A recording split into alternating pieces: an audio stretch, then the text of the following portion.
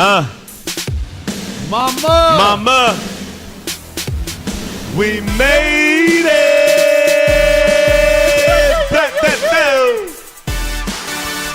What it do though? Ladies and gentlemen, welcome to the Mama We Made It podcast. You got your boy Nushi in the building. We got Roushi. We have an incredible guest in the house tonight.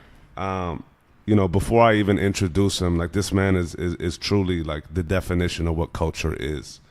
For everybody thinking that they the plug, you about to meet the plug. Damn. Literally, you about to meet the outlet. You know what I'm saying? Like, let's keep it really gangster with it. I like that one. Ladies and gentlemen, without further ado, welcome our special guest, Brandon Eazee Banks in the building. You. What up? Man, I'm so excited to have you on. This has been a long time coming. I'm extremely excited about this interview. I'm extremely excited to be able to run through, the journey of somebody that is truly such an integral force in the community of, culture in and of itself, urban music in general, just like in all things culture, this man is like personifies greatness. And, we met back when I started working with you and I want to say 2009. Yeah. And from there on, it's just been, a mutual appreciation and adoration of his work. And shit, let's get right into it. Man, Brandon, welcome to the podcast, family. Yeah, man, welcome. That's a lot of, man. It's a lot of love in the house. Yeah, I probably should have done more warm-up layups or something. This sounds like a big game. Oh, man. But I knew it was. I mean, y'all have been heavy on this. What episode is this now? This is about to be episode 59. See, congrats and shout outs to y'all. Thank you. Because that longevity and consistency is like so important with anything culture. Absolutely. You know what I mean? Because absolutely. People, sometimes I feel like, at least nowadays, people definitely try to treat culture like a trend. Yeah. And anything culture is always going to be consistency, longevity, and then everything else kind of falls into place. But shout outs to y'all. Love. Thank you. Thank you, for real. I couldn't agree more, though. You know what I'm saying? Like, Nushio hit me up like, what'd you say on New Year's? He hit me up. He's like, you're stuck with me forever. For real. Be. Hey, for real. I like for it. real. But that's just like, it's, I think when we started this, it was like, when we start, we're never going to stop. Yeah, it just was that commitment of like, this is just going to go. And it's literally, it's a forever thing. So. And I feel like, with this podcast, and naturally, when somebody does things over and over and over again, you just continue to want to get better. But, I'm just glad that we're able to have a platform where, the focal point of it all is vulnerability in one's journey. You know what I'm saying? It's not like the who's and the how was this. It's far more, let's take the layers out and really discuss with these human beings in whatever their creative capacity is, what the journey was really like. Because we're in a day and age where everybody sees your best life. And you know what I'm saying? And especially, if we want the youth of our culture to truly grow and blossom and, have a way to really, tap in, I feel like, there's not many places that are giving people an outlet in which they can hear the depth of somebody that they look up to. Right. You know what I'm saying? They can hear how similar, their own story is to somebody that they idolize. And it's not like, the facade of, and also just like the fuckery of be persistent, work hard, just never stop. You know what I'm saying? Right, like when you're at the bottom of your barrel and you're hearing never stop, you're just like, how the fuck can I get started? You know what I mean? And for many of us, it starts in different areas. But, one of the things that I feel like we've gained so much from hearing all of these stories is that those that really, get to points in which they start, materializing on their dreams is truly just taking another step forward. Yeah. You know what I mean? And no matter when it was that they took their first step or how scared they were, it's just a consistency in taking these steps forward. And with that being said, Where did it all start for you, B? You a native Angelino, no? Yes, born and raised Los Angeles, California, Leimert Park. Before that, I wasn't too far over in Jefferson Park. I mean, that's like 10 blocks away, really. You know, not even like when I first grew up, I was on 8th Ave and 30th Street, and then I was over off of 39th for pretty much the rest of, I'm still over that way, moving around too, where it's like I've known what we call the Crenshaw district for all my entire life. Man. Awesome. So, what was childhood like for you? Childhood was fun. It's one of those, like, I'm the oldest, so like my first 5.5, 6 years, I was the only child. Yeah.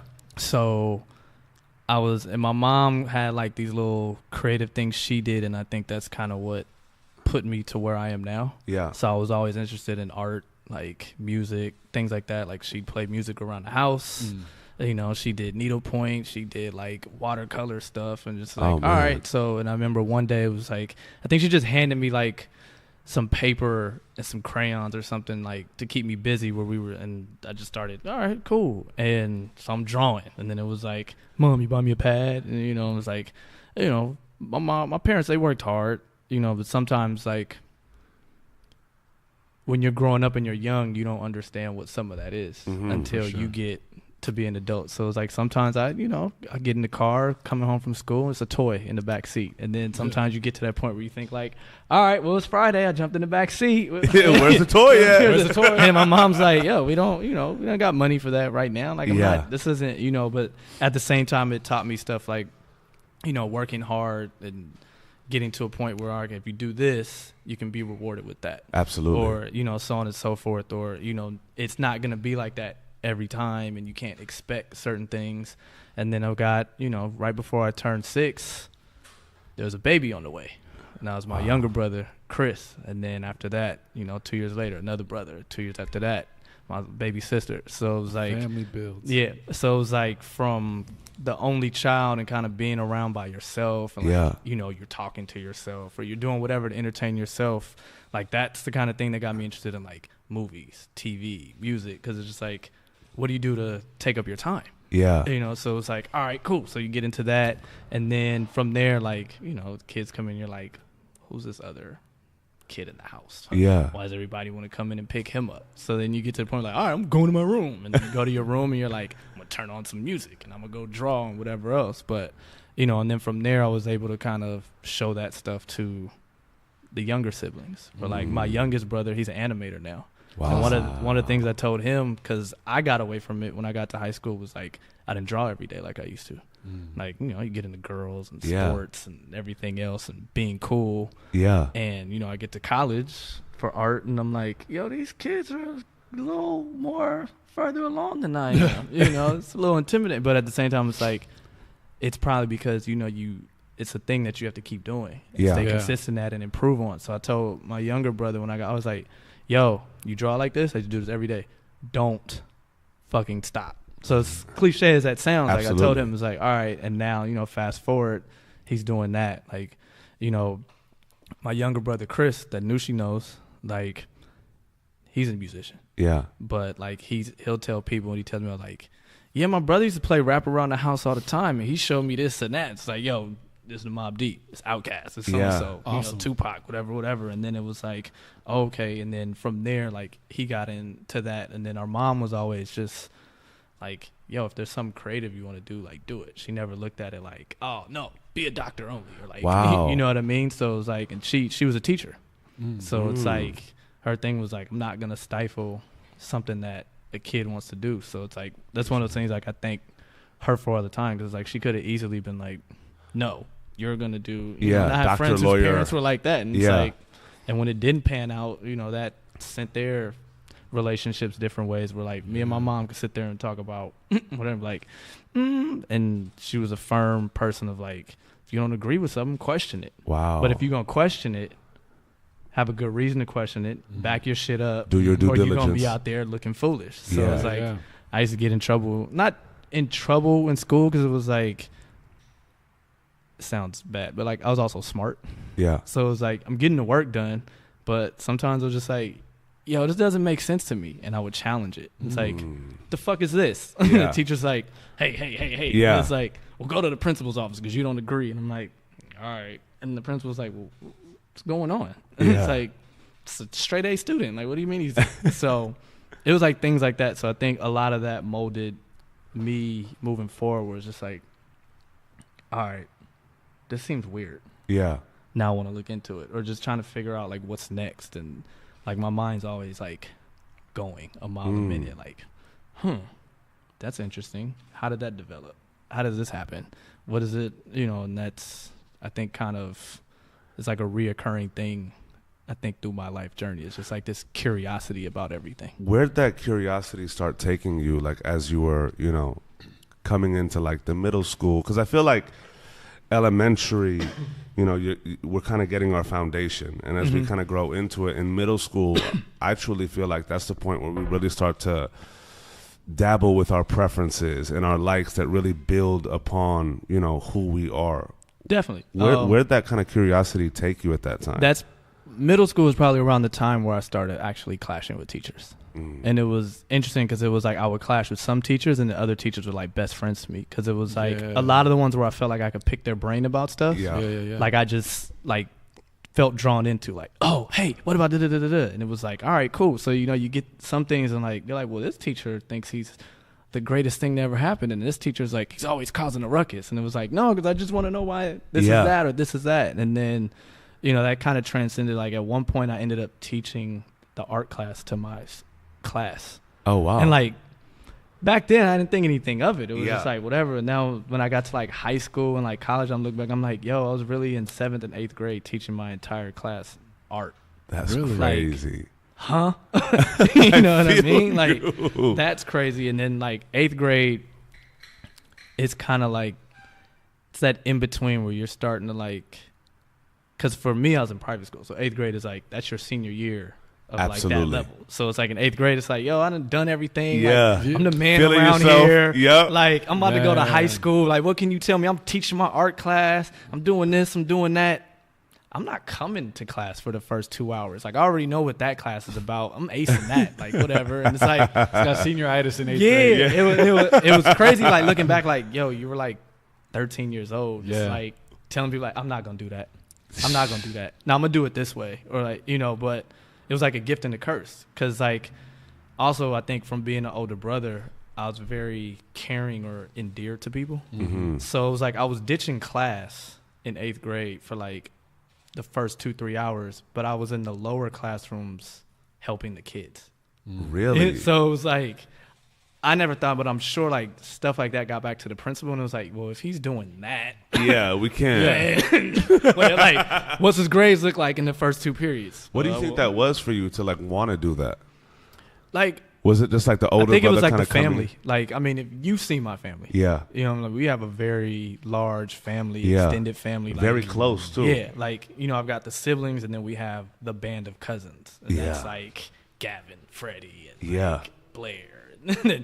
Everybody almost. You know what I mean? Like you go to a JBC party, 30% is probably our family. You know what I mean? And which is crazy, especially when you see how everyone's grown up and everyone's doing different things and in different, you know, positions. So I think it was just like that idea of family and just being one of the older ones was like you kind of, and my mom was always like, you got to look out for the next, you know, each one teach one kind of thing. So it's like, all right, well, you know, I love this teacher, and like, you know, I know a couple students because that's like my friend's younger cousin or younger brother. So you go in there and it's like, yo, well, why aren't you doing this like this? And and it's just kind of always been that. Like my first job in high school, I was working for my godmother's daycare, you know, and it was like helping kids out and like mentoring them. So, and I think that just comes from a lot of being the big brother in my family. So it's just like, okay, cool. And then my mom being a teacher, so it's like she was always helping kids.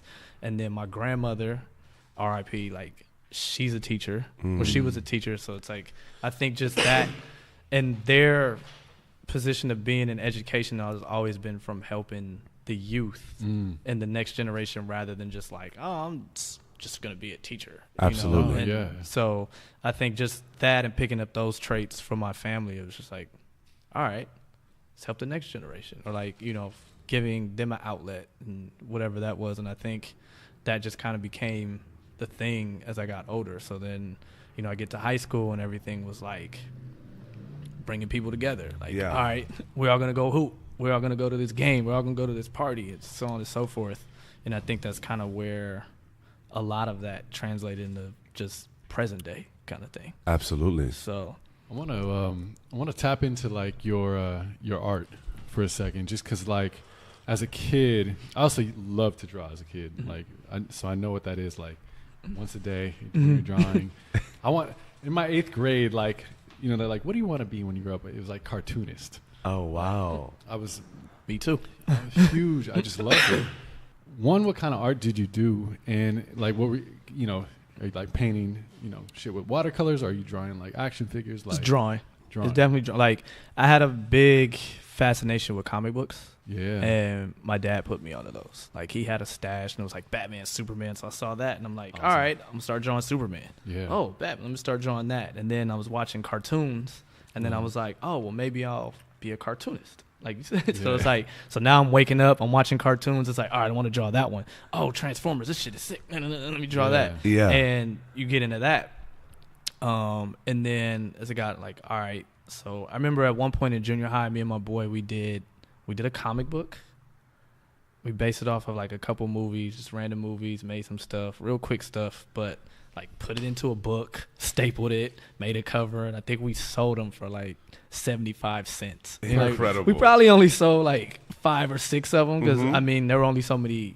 There were more girls in our class overall, and then the other classes are like, I don't want to care what someone else is another class. Like, you know, a bunch of friends was just like, yo, I got an extra 75 cents from the ice cream stand. Like, whatever. Here you go. Like, whatever. Like, one of my other friends, we did like a magazine because we got into well, back then it was WWF. Yeah. We got into that for a minute. So it was like, I drew the cover, I drew some other stuff, and he'd write some stuff around it. And it was just like, all right, we got a magazine. A couple people bought that. But we didn't think about it to the point of like, we're trying to make a profit. It was just like, that's how they do things. Yeah. You know what I mean? Just test it out kind of thing. Oh, we're bored in class. Like, like, what are you guys doing? Taking notes? Yeah, sure.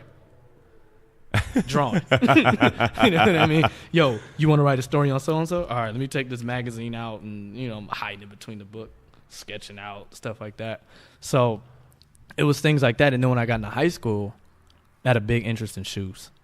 Like, really? So I remember I'd be in like history classes or whatever, and I'm just sketching out shoes. Like, yo, I really like the pennies, so I might draw like the sole of it, and then after that, you know, draw something else in, and like, yo, I saw this other shoe that had this, and it was like I had notebooks full of, it was like, shoe drawings, bro. And I'm like, yeah, because you know, at that point too, like I wasn't into cartoons, so the cartoons were over, unless it was like, you know, Ninja Turtles or Transformers came on TV. I check it out because those were like, there was an emotional, the staples, you know what I mean? So it's like, oh, that's on? All right, I'll watch it. But I wasn't, you know, you're not 15, 16 worried about what's coming on. For sure.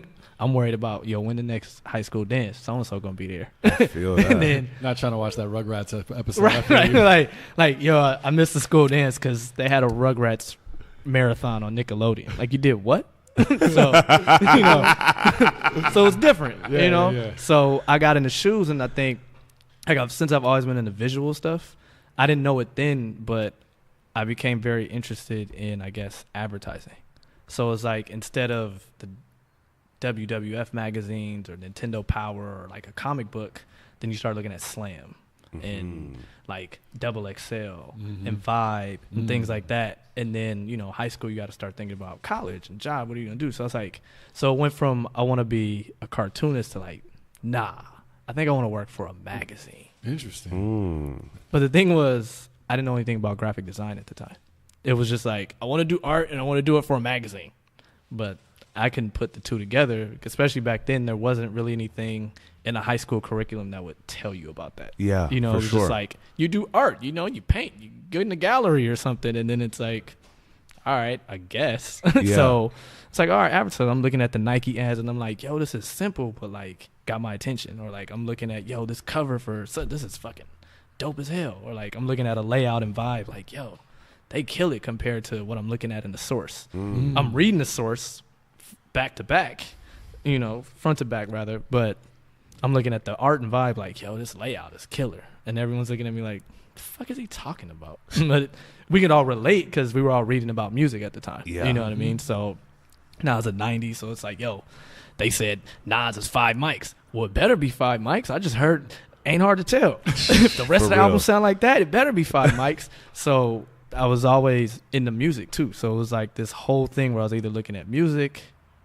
I was looking at basketball, but then there was a lot of interest in just the kicks of it. Like, you know, that was when Iverson had just hit the league, and it was like, yo, he's getting his shoe.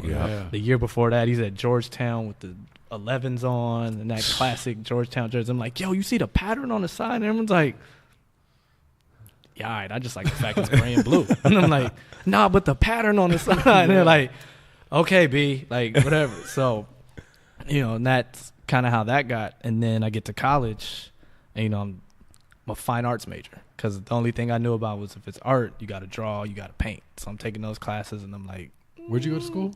Loyola Marymount. For college? Yeah. So just straight from high school to yeah. So I get over there, and I'm like, all right, this stuff is interesting. And I'm looking at other people's stuff, and I'm like, I feel like they had more art school than I did. Like, they didn't really teach me this in high school. So well, that's the thing with being like going into fine arts. I felt like at the time, well, one for you was art an outlet of something, or was it purely just like a fun thing that like just you were passionate about and you enjoyed doing and it kind of came naturally, or was it like kind of did it function as an escape ever? Because it doesn't always have to. I'm just curious. I think it was, to me, a little bit of everything. Okay. Like, if I'm not big on astrology, but I'm a Gemini. And as a Gemini, we're very sociable. We're very people person. But when we want to be alone, it's like, do not bother me. Yeah. So I could go in my room, close the door, turn on music and draw, and it was an escape. It was an outlet for whatever was going on. And then other times it was just like, it was almost second nature, especially like when I was younger because I was doing it so much. Right. So it was just like, all right, this class is boring me. You know, start doodling. And then other times it was like, yo, I really want to draw a picture for whatever. So it kind of was everything at the moment. And that's also, I think, as much as I did well in a lot of classes, there was no real class that stuck out for me. Like, I had teachers, but I was never like, yo, I love history, I love math. Like, I was good at math, but I fucking hated math. It was like, why do you, like, most people who love math or like are good at math, they love it. I was like, they're like, yo, you're like one of the top students in algebra 2. And I'm like, fuck algebra 2. Like, I can't stand this shit. Like, I'll fucking do this first so I don't have to worry about it for the rest of the night. And then, like, I went to Loyola High, which was like, I mean, it still is like a top school in California, where it's like their 3.2 is considered a 4.2 to a lot of colleges. So it was like, you know, AJ went there, like, there's a lot, just a bunch of shit. So it's like there's a lot of stuff thrown at you, and I was just like, yeah, I get it out the way, and I want to excel, and I want to make sure, you know, because my parents put me in this school, I can't let them down. You know what I mean? So it's like I was doing it, but I was like, this class sucks. This class sucks. Y'all fuck with this teacher, but this class sucks. You know? Or it's like, yo, I like this class. I wish this teacher taught it differently. You know, things like that. But in the art classes for us, we didn't get into upper, like junior, senior. So like freshman, sophomore, there was no artistic outlet unless I went home. And then, you know, it's high school. Well, I want to ask girls, you, bro. What was your circle of friends like in high school? We were all different interests per se. Yeah. But I feel like a lot of us, especially going to Loyola, we're kind of all in the same plight, right? Like, we're at this all-boys school. We're some of the few black kids. Like, it's a different world for us because a lot of us came from, even though they were private schools, we came from inner-city private schools where we had never quite had a class with a white guy. Or, you know, there was a couple Hispanics, there might be one Asian, but we were all predominantly black school. And then we get there and all of a sudden it's like, hey there. Like, but, you know, you're there, you get acclimated, and, you know, I'm glad I went there because you have to function in the real world. Absolutely. You know what I mean? So, and you're not going to be in a room like that forever. So it's kind of, as much as I hated the idea, and it was an all-boys school. So it was like, my mom's telling me that, my dad's like, yeah, it's great. And I'm sitting there like, the fuck I look like going to all-boys school? Like, they're like, it's like, and then they wanted to send me to our rival at the time till that school closed down with Daniel Murphy. And I was like, I heard stuff about that. And I was like, yeah, that's the all-boys school I'm never going to, you know? And then the other all-boys alternative was Verbum Day. And that was all the way in Watts. I'm from the west side. We didn't go over there unless we need. Like, I got cousins from Compton. But it was like, we didn't go visit them like that. Like, they came over here. So I'm like, and then, you know, when in high school and junior high, you're gullible to a lot of shit, too. So it's like, yo, they be over there whipping people's asses at the school dances. And I'm like, I guess Loyola's not that bad. You know? Like, I guess we can do that. Like, sure. But, you know, so, and it worked out in the end. Like, I'm glad I went there. Like, there's a lot of people I met that I'll know the rest of my life. You know, a lot of different connections that are there. So, you know, younger brother Chris ended up going there, and he's got, you know, a lot of connections from the younger generation. So, like, to me, it was like, yo, it worked out in the end. But when I was there, I was just like, yo, this is a whole new world. But back to, like, my friends, like, we were all coming from that same kind of background, but it was like, all right, he wanted to be a lawyer. He wanted to get in, being a doctor. I was into art. This guy was into business. This guy wanted to be a sports agent. So that was good too, because everybody had like different goals, so we can kind of like feed off of each other. No one was trying to do the exact same thing. So we were all kind of like learning from each other, but we all had these same interests. Like, yo, well, we like basketball. We like shoes. We like music. We like girls. We like this. We like to eat. So, you know, and we had an area in high school. It's called Bro Row. And that was like where all the black people went. Like, we looked at people funny if they didn't come. Like, it was like, are you too good for us? You know what I mean? And as segregated as it was, like, I mean, a lot of the school was like that. You know, they had, it was like the bros were over here, and then like the Asian racers were over here, and then like the nerds were over here, and then like all the like Hispanic homies were over here. But everyone knew each other and everyone got along, but it was just like at lunch and recess or whatever you want to call it, like everyone went to like their little comfort zone. It's just what it was, you know. But when I was younger, I didn't think anything. I was just like, oh, this is what I know. You know, we went over there and it's like, yo, okay, everyone's eating. We talking about sports. Oh, so-and-so started beating on the trash can. Now it's a fucking freestyle session with the upperclassmen versus the lowerclassmen. It was like, oh, y'all knew? Oh, you think you rap?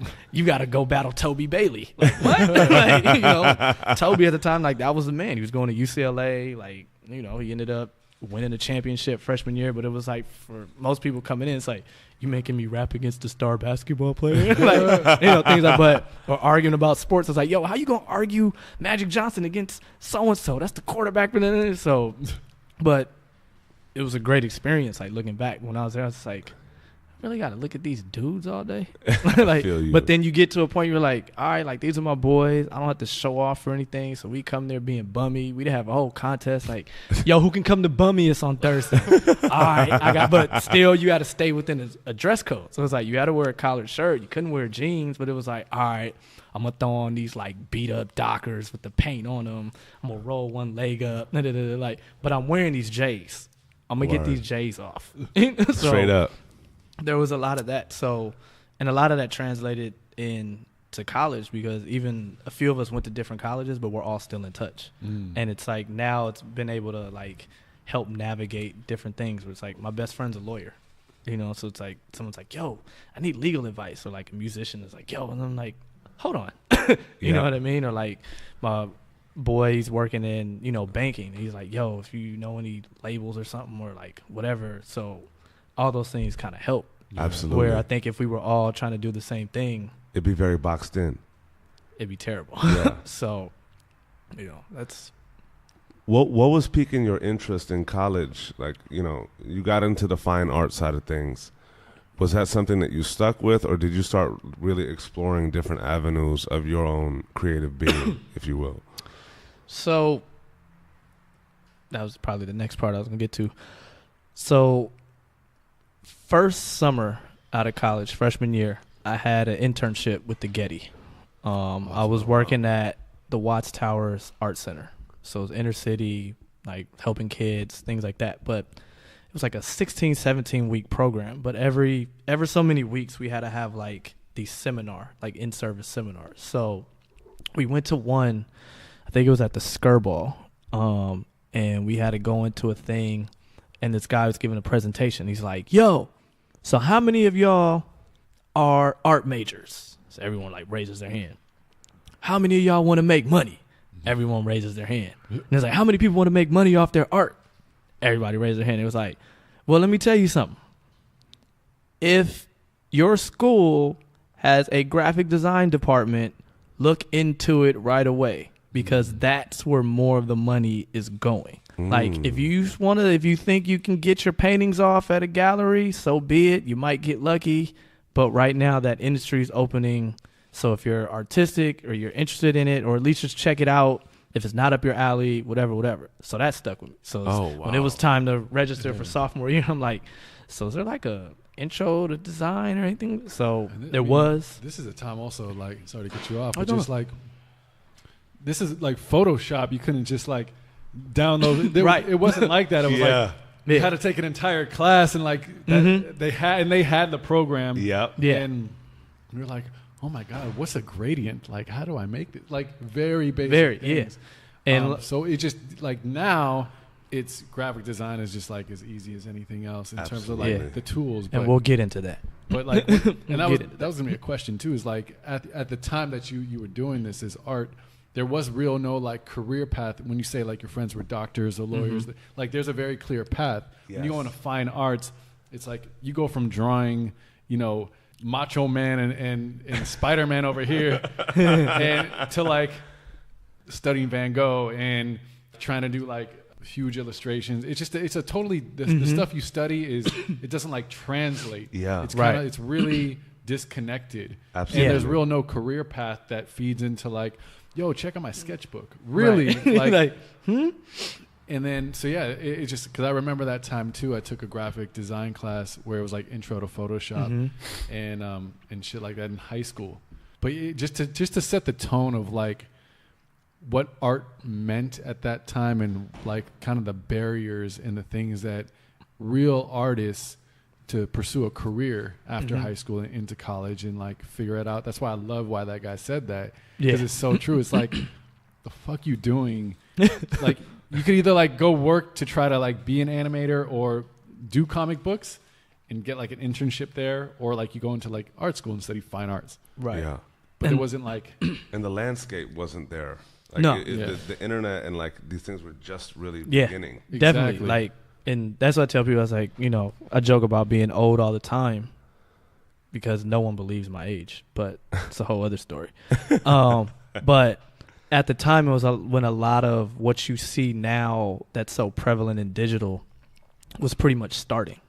Absolutely. You know what I mean? So, like you said, it's like I go in there, like some of the professors were really just becoming knowledgeable of the program. So it's like they're trying to stay like one step ahead, like one lesson ahead of you. Yeah, right. Where it's like, looking back, I'm realizing like, yo, that lady was really just figuring the program out herself and then coming in 2 days later and trying to like present that in the class. But 18, 19, you're like, yo, I got to sit here for fucking 3 hours and like they're going to tell me some shit. I don't know what any of this is. That's the professor, so I'm going to just trust it. Like our main so true. Like counselor and dean was a graphic designer, but from the era where you had to really like cut shit out and paste it and then scan it. You know what I mean? So like the foundation that he was able to provide a lot of the students was there, but you fast forward to how it moves now, it's so far removed from you know what I mean? And it's in some ways like where I'm at now, I look at the industry and I'm kind of like, I don't know, bro. Like, but I mean, I'm sure we'll get into that part as we get later in the story. But did you actually have those moments during that time of like when you're seeing your friends kind of go on these different paths? Did you have those moments of like, I don't know about art. I don't know like where this is taking me. Yeah, the first year, my freshman year, definitely. So it was kind of like when that happened over the summer. Yeah.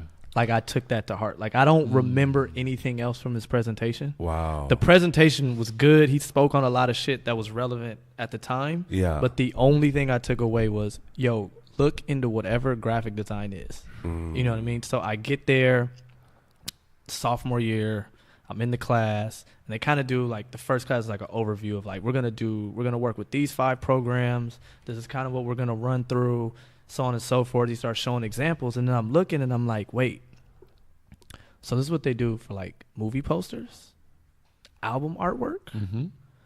Oh, and then they start telling me, you know, and like with this thing now with the internet, you're gonna be able to do, and that was where I first heard about streaming. Like, I think at the time there were like 3 sites doing streaming. It was like NBA.com and something else. And, you know, I was an NBA fan. So I'm looking at it because as we got later in the course, one of the things we had to learn was like basically we were building multimedia sites. So it was like, you're going to use Photoshop, and then you're going to put Flash elements, and then you're going to learn how to put video in. And like, when you think about video now and how fast shit moves, you put video on a website back then, whole shit might crash. Like, type in the website, right? You go take a shower, you go down to lunch, and you come back. You know what I mean? So it's like, so I was learning some of that, and I'm like, this is before YouTube, any of that, where it's like, yo, so they're gonna basically take a night. At that point, people weren't even necessarily recording these games in a digital format. So it was like people were getting that, you getting the tape. Then you're taking the tape and you're putting it in a machine to rip the shit off the tape, then get it on the computer, and then you're putting it into something like Premiere and running through it. So I was like, really like, yo, this is a lot.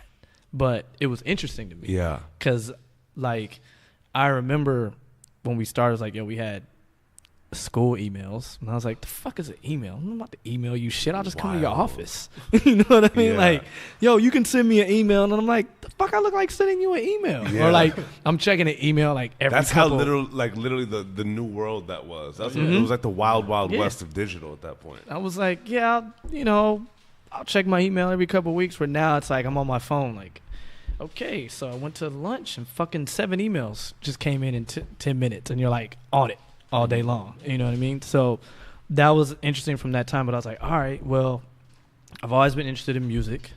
I've always been interested in sports. Yeah. And this is how people are making like the art for that stuff. So then I was like, okay, you know what? This fine art shit, Yeah. that's a wrap.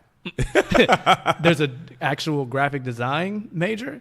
Put me in that. And then from there, I was kind of able to figure out, you know, when you're choosing classes, more of a curriculum. Like you said, fine arts, it was kind of all over the place. It was like, yo, you could take some painting, you could take some art history, and then, you know, you'll graduate and see where it goes. And you work at a gallery. right. Giving tours. Yeah. Like you're at a gallery and you're not even doing any art. You're just around someone else's You're art. like literally selling the merch at the... Yeah. So that was that. So I got into that like my senior year. So I guess we might as well put this on the table. Let's get it. So the moniker Eazee was given to me in college. So there's a lot of ideas as to where it came from. I still don't even know. My boys just started calling me Eazee one day. We don't know if it's because my middle name starts with an E, and that's when everyone was, you know, for Sheezy My Neezy, everything was for Sheezy My Neezy. Yeah, like this was East Sider's first album. You know, Snoop got multi-million-dollar videos. Yeah. So like that was an E40, all of that. So there was that. I was rapping in college. I was a rapper. Incredible. I did not take it that seriously, but it was fun. You know what I mean? Like it was me, 4 other homies. Like it was just what we did in the downtime. Like we put a mic, wrapped it around a lamppost. I had a stereo that had like the 2 tapes and the CD. Mm-hmm. We got instrumentals from the indie shit down the street, and it was just like, yo, you bored? Yo, come through. We're gonna do like 3 songs. Fuck it. Like, fast forward, like we were really doing what mixtapes became 10 years ago, but not thinking of it like that. Just like, yo, on some fun shit because the other homies rapped, and we were just like, yo, we kind of like it too. Like, fuck it, we can do some shit, and do some random talent shows that, you know, but for fun. But so while I was doing that, basically I was taking like photography classes, I was taking like a multimedia class, and then I started basically just like documenting our shit. So I took like photos of us, and I was like, all right, I'm gonna turn this into a fake album cover. And then someone see the cover and be like, fuck that, let's actually record this shit. And it was like, all right, cool. And it was like, yo, let's do this. All right, I made a poster for the homie, and then it was like, yo, I'm gonna use this for the open mic in 2 weeks. Like, all right, whatever. Like, it's a printer in the fucking classroom. I'll go print them out. They were only like 11 by 17s, like, you know, Kinko's looking shit. But it was like, all right, here you go. So I'm doing that and learning different shit. And it was like, I didn't really get into the video editing stuff of it, but like, I was taking classes where you kind of learn the basics of Premiere. So I'm like, all right, because I'm learning Flash at the same time. So I'm like, all right, I see like where this stuff kind of goes and how it moves. And then I started looking at, I was always into CD packaging. For like, I like to look at the photos. I like to see how they laid it out. But I didn't understand at the time when I was younger, junior high school, that I was looking at the design of shit. I'm just kind of like, yo, I like how they put, you know, Mobb Deep here and then the group here at the bottom. Like, yo, this Infamous artwork is fucking tough. You know what I mean? Or even, you know, fast forward now, I look back at some of what I thought was iconic, and I'm like, this is terrible design. You know what I mean? Like, I love Souls of Mischief. 93 to Infinity is one of my favorite albums. But, like, I look at that artwork now, and I'm like, yo, this is, like, some of the worst Photoshop ever. Like, you just really did this, that, and put that out there in the world? Like, yeah, all right. You know, so I'm looking at, you know, as horrible as it was, Pen and Pixel was like a master of terrible Southern album art. But it was like, you knew what it was. Like, they had a style, like, and it didn't matter where it's now iconic to where you'll walk into an Urban Outfitters and be like, yo, it's a Hot Boys cover on that T-shirt. Run it. You know, but back then I was like, yo, he really just cut that out in the worst way and through fucking Google image marble. But also, when you think about it now, those resources weren't as easy to get off the internet. So they were actually doing way more than what we thought. Absolutely. But from the norm of what album covers were supposed to look like, and especially for hip hop, everyone was like, yo, did they really just paste 8-Ball and MJG on top of a fucking rocket ship with a naked girl?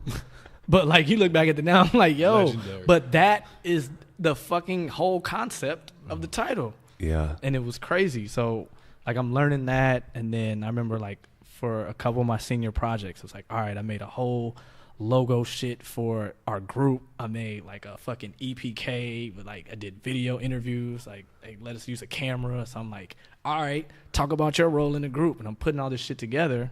And I'm like, yeah, that was kind of cool. That's awesome. But at the time, digital wasn't where it was. No. So you couldn't just be like, well, you know, I threw this together and like, y'all ain't got a job for that? Yeah. It's like, slow down, son.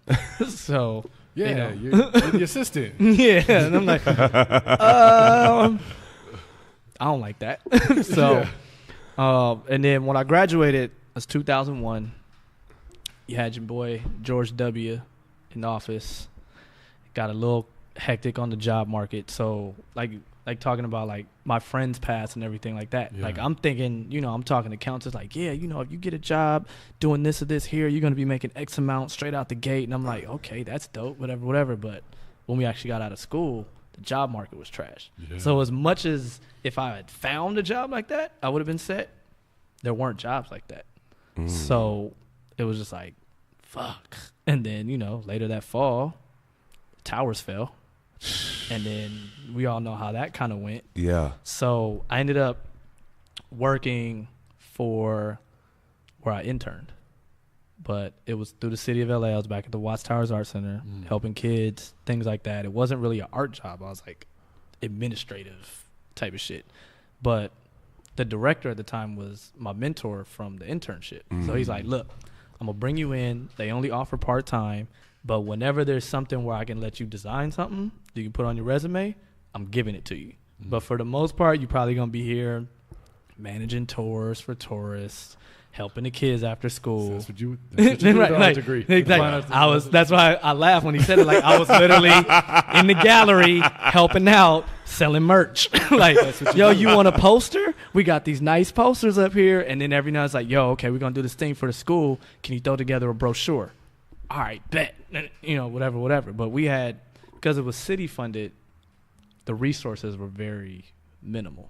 So it's like I'm using, I forget what the program, but it's like something in Office Suite. Like it's not even an artsy. And I'm like trying to make like, okay, look, if I just color it this way and you print it on this paper, it'll look okay. Like it's going to be all right. So And then so I was doing that. So of course I was working part time, and I'm just like, yo, it's got to be something else. And I've always been in like this entrepreneurial, I probably said that wrong, but mindset. Yeah. So me and my best friend were like, all right, look, let's start a company. And so we basically set up like an entertainment company. So about a year after undergrad, it was like around 2002, started the company, and the whole thing was twofold. It was like entertainment and then community service type of thing. And this is my best friend that's the lawyer now. So we went to like different seminars, like we spoke on panels, like as far as community outreach, and then we were basically doing clubs. But what was like, I just want to take it back into that moment real quick. Okay. Because one, like, out of college, you have kind of a lot of false expectations. Yeah. Like, you get your degree, you spent this money. Yeah. Like, I'm entering the real world, and then you get your, like, what is this? Yeah. What is this job? You could have done that right out of high school. Right. You know, and you kind of were, like, during that time. So why did you stay into that route when you probably just could have, like, gone into this kind of whatever job that probably paid more in this communications for this like bigger company that you got on like monster.com Right. or whatever? Well, at the time, I wasn't getting a lot of feedback from kind of anything. Yeah. Like, because the market was so bad. Yeah. And it was one of those, yo, these loans are about to kick in on September 15th. That's very real. So I think I got the job like August 30th. You know what I mean? Like, so basically I had been a weekend kind of thing at the art center, and then the next week, the 9/11 incident. What was that like for your morale? Like, just like in terms of, we graduate college and we're about to hit the real world, booming. We have all these expectations of ourselves. It was terrible. Yeah. Because as a senior, I was like on top of the world. You know what I mean? Like, As an 8th grader, you were on top of the world. yeah, like, but it was like But that feeling that's what I'm all saying, over yeah. again. Yeah. But it was Exactly. like, you're about to be an adult. Like, you're about to go make money. Like, Yeah. that way in 8th grade, you're like, yeah, I'm about to go to high school. Like, Yeah. I'm just cooler than you. Yeah. You know what I mean? But then it was like, yo, I'm cooler than you and I'm about to make more money. Yeah. Nah. Actually, you not. You know? Actually, Playboy, Oh, really? no. So that was like the thing. But it's like, I'm looking at what the market's supposed to be, and I'm like, yo, I come out the gate making that. Like, can't nobody tell me shit. I'm buying this when I get out. Yeah. I'm popping this off. I'm Yeah. gonna get my mama this, and Yeah. I'm like, yo, it's about to be up. Like, I'm about to be, excuse me, that nigga. Yeah. Like, it was like that feeling was like, all right, cool. I Yeah. can't wait till graduated May 5th. I was like, I can't wait till May 5th. Like, I'm here. Yeah. We all. And then, fast forward a couple months, and it's like, you not nowhere. You know what I mean? Like, mom's over here like, so you getting a job anytime soon? Because these they already sending the little envelopes, Citibank, Sally Mae, like, hey, just to remind you, September 15th, this is gonna start kicking in, and I'm like, oh, this is real. And it's hey, June, July, because my birthday's in June, so it's like graduate May, June was my birthday, I think. My graduation birthday trip, I went to Miami. That was like my second time in Miami. That's before Miami was like, this is the place to go. So it's like, this is when people were just catching on, and I'm like, motherfucker, I am 22 and I've been to Miami twice. Yeah. Like, who's you? Like, what are you talking about? Like, I've done this, So, and then it was like, yo, whoa. That was cool and all, but now you might not have a job to go on a trip to the Bay at this point. You know what I mean? Like, the homies talking about we going to Vegas. I'm like, well, I'm a see, because the way the schedule's set up, I'm kind of working this new shit, and they're like, motherfucker, you work 3 days out of the week. And you're like, you right. You know what I mean? So, and so that was, and I had, when I graduated, I had a girlfriend. So it was like, she was still in college, but it's like, all right, I got a girl and I'm supposed to have like a job, and my schedule just as sporadic as hers. Like, yeah, I got class at 10 and then I'm just chilling for the rest of the day. Like, what you doing? I'm just chilling too, just here at the house, whatever. So, I started working, and it was like, after that first year, I'd say even like 6-8 months passed, and I'm like, yo, you don't have a full-time job.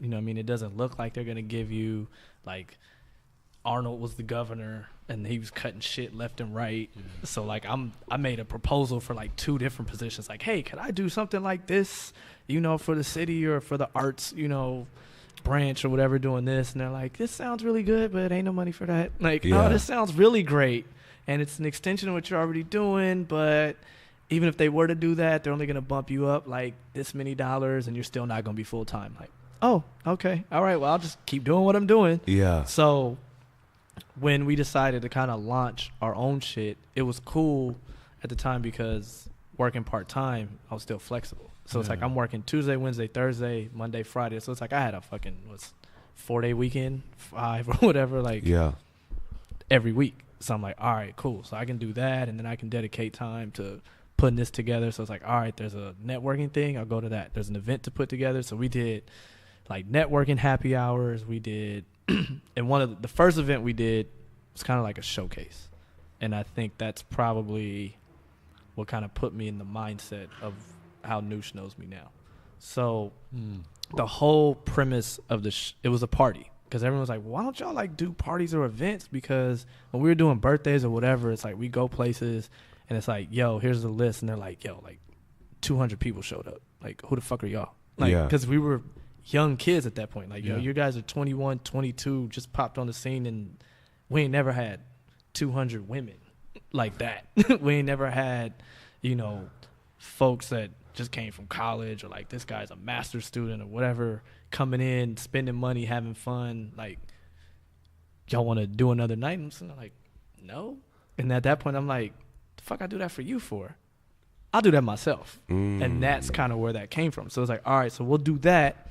And then because we want to basically give a platform for the homies, we knew like local artists that were trying to do shows.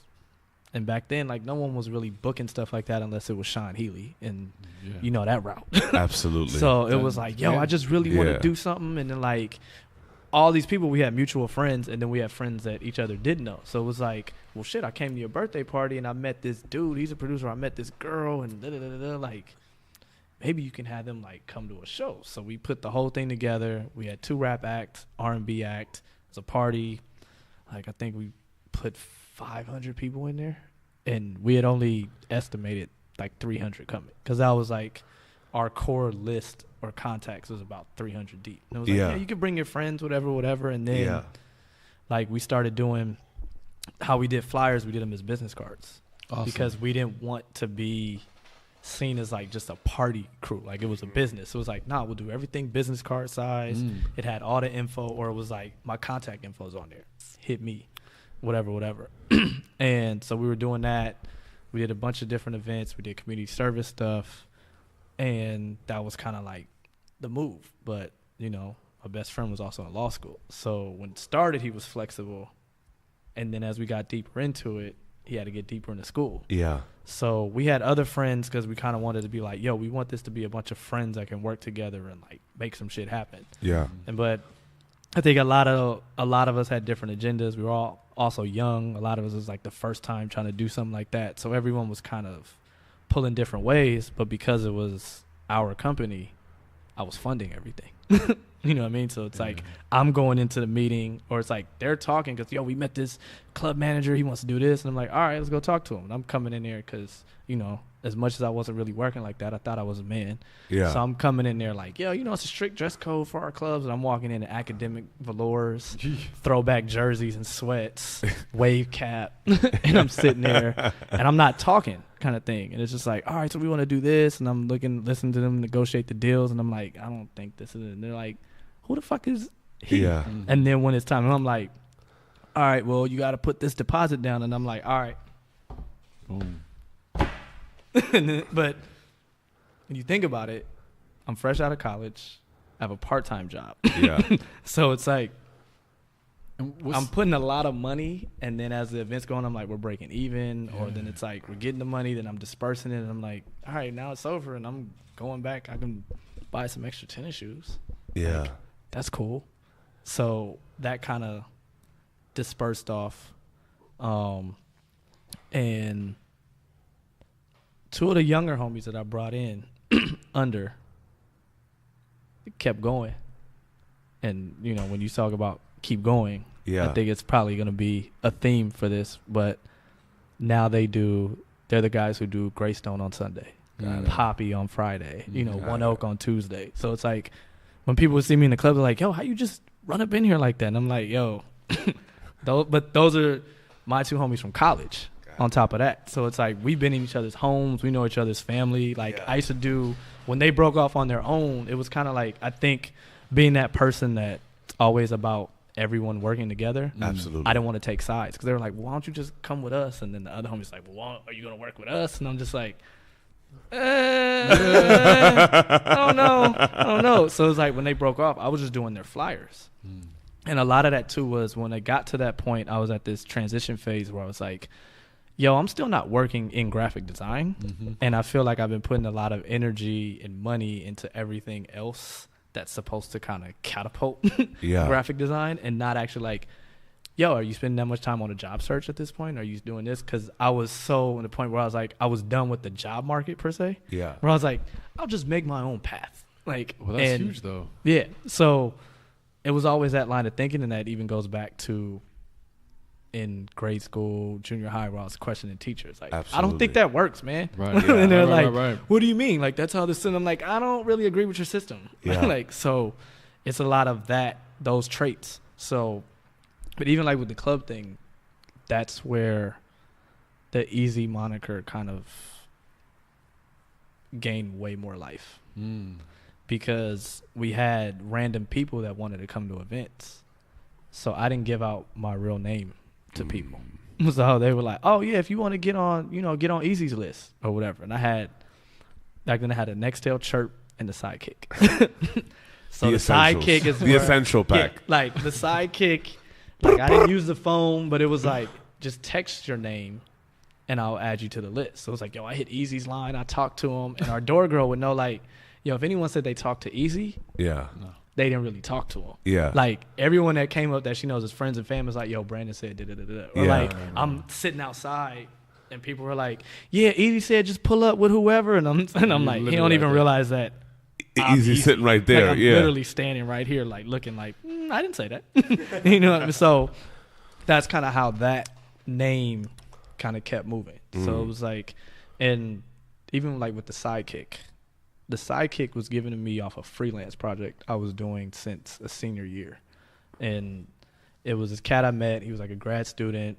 One of my mentors, they were like fraternity brother, sister. So he was coming up to the school. He was kind of looking for interns, and he found out I designed. So it was like he was doing like discount flights for like rappers. So it was like Memphis Bleak might be on tour, but he needs to come to LA to like, for whatever reason. So he was like, yo, I found this da-da-da-da-da. If y'all are in Houston, all you got to do is drive to Dallas, take this, and then I'll save you $200 or whatever. And then he take like a little, like the money they say, they pay him under the table. So while he was making those connections, he started this thing. It was called Urban World Wireless. And that was kind of one of the first, I would say, like when you think about blogs and mobile updates kind of thing. So it kind of started coming together around the whole two-way pager era. So it was like he was working with people that were doing custom ringtones and things like that. And he kind of had like a partnership with what's it do? Eazee, I think, that did like the all hip hop rumor section. Okay. So they would send, like, if you subscribe to the service, you get a daily update. Like, yo, we heard DMX ran up on Ja Rule outside. So it was like on some TMZ, but it was like industry insider or like, yo. And sometimes it wasn't gossip. It was stuff like Jay-Z wants to start a nonprofit for da-da-da-da-da, like things like that. So it was like one of the first. So I was like kind of in the trenches with that. Like, all right, you need a flyer to put in stores. You need this. I'm doing that. Oh, you need T-shirts, whatever. So I was gaining like all this different experience, but at the time, like kind of seeing this whole digital revolution going. So it's like always like here, and I'm kind of like here. Like I tell people all the time, I was like, I've never worked, quote unquote, in the music industry. Like, I've never had a label job. I've never, like, yo, I was working for Def Jam for this long. Or, like, I was working at, ASCAP or Warner's. None of that. Like, I was just always kind of been moving alongside how it's been happening. So, fast forward from that. So, I had the Sidekick from that because he ended up doing a partnership with T-Mobile. T-Mobile had the first Sidekick. They were the first carrier to put it out. So it was like, yo, here's a Sidekick. So I'm like, you can keep up with the updates. And I just kind of adapted that into what I was doing on my own. Real quick, what's crazy is like, I want to point out, because like what you mentioned earlier, like your entrepreneurial spirit, but I actually wanted to touch on that because like as I'm hearing through your journey and like you're kind of even saying like you never worked in the industry, but you kind of like worked alongside it, right? You're being super resourceful in figuring it out, and I think the thought of, yo, the job market didn't work the same way like you related that to when you were a kid, like with the teachers, that just like that question, look, it doesn't work. The thought of creating something purely out of necessity. You know, we live in such an entrepreneurial world right now. Like now it's like, that's what the celebrity is. So to be an entrepreneur, that's like, oh my God, that's that thing. But it comes from a much different place now. Whereas for you, it literally came out of necessity. Yeah. It's not like you woke up one day, you're like, yo, I'm going to start throwing parties because I want to be that dude. Right. It doesn't even sound like as you're doing it, you want to be that dude. Yeah. It's you're actually trying to do something else and create things can help you do that. Yeah. It's almost like a glorified side hustle. Yeah. You know? Because you needed money and you also needed to create your own platform. Yeah. But was there a struggle part of all this? Is it's kind of like moving along of like where you actually do fit in? You know, you're not in the music industry. You're not really like 100% all in on this like event thing. I'd say as far as kind of falling into the music industry, so maybe the next chapter, and that's kind of like where I meet Noosh. So this is all kind of like, I guess, the foundation of how I made it to that point, or like where those concepts and ideas and teachings and learnings kind of happen. So, you know, I'm doing that, and then like I said, I got to a point where it's just like, yo, I'm not in the industry that I set out to do. So around the same time, I was like, you know what, you guys can have it. Like, you know, me and my best friend were just like, let's just get rid of it. Like, I'm gonna finish the law school thing up. Like, I know this is taking a toll on you because you've been having to run everything and like you're not happy with it. Like, let's pull back. Like, we'll figure it out. Was that hard at all? Or was it just like you weren't even in it that much? It wasn't that hard. I mean, it was difficult from the standpoint of I felt like I gave up on being, you know, self-employed kind of thing. But then it gets to that point, like the responsibility portion of it. Like, absolutely. You know, you can run around being self-employed, but are you taking care of your responsibilities? Are you well growing? Said. Are you just like, yo, I got my own shit. I'm the CEO, dog. Yeah. You know, CEO of what?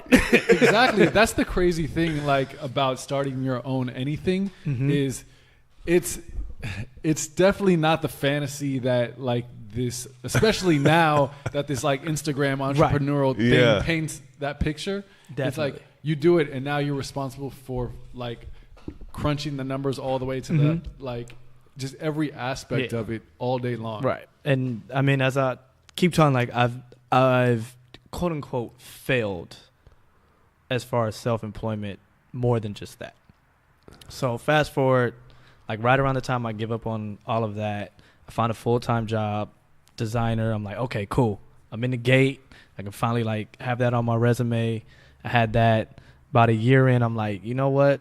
Was that just like a corporate job style? Like it was a privately owned company. Okay.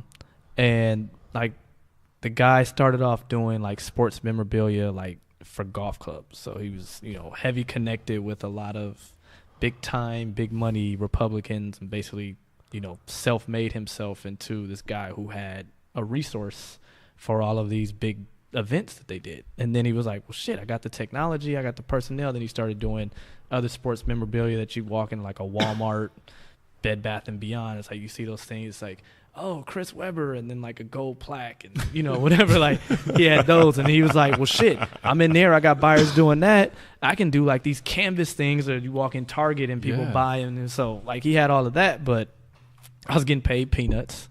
Like they expected all sorts of hours, but then it was like, we don't want you working overtime. But it's like, yo, you just asked for, I'm making line sheets, I'm making the actual resources for print.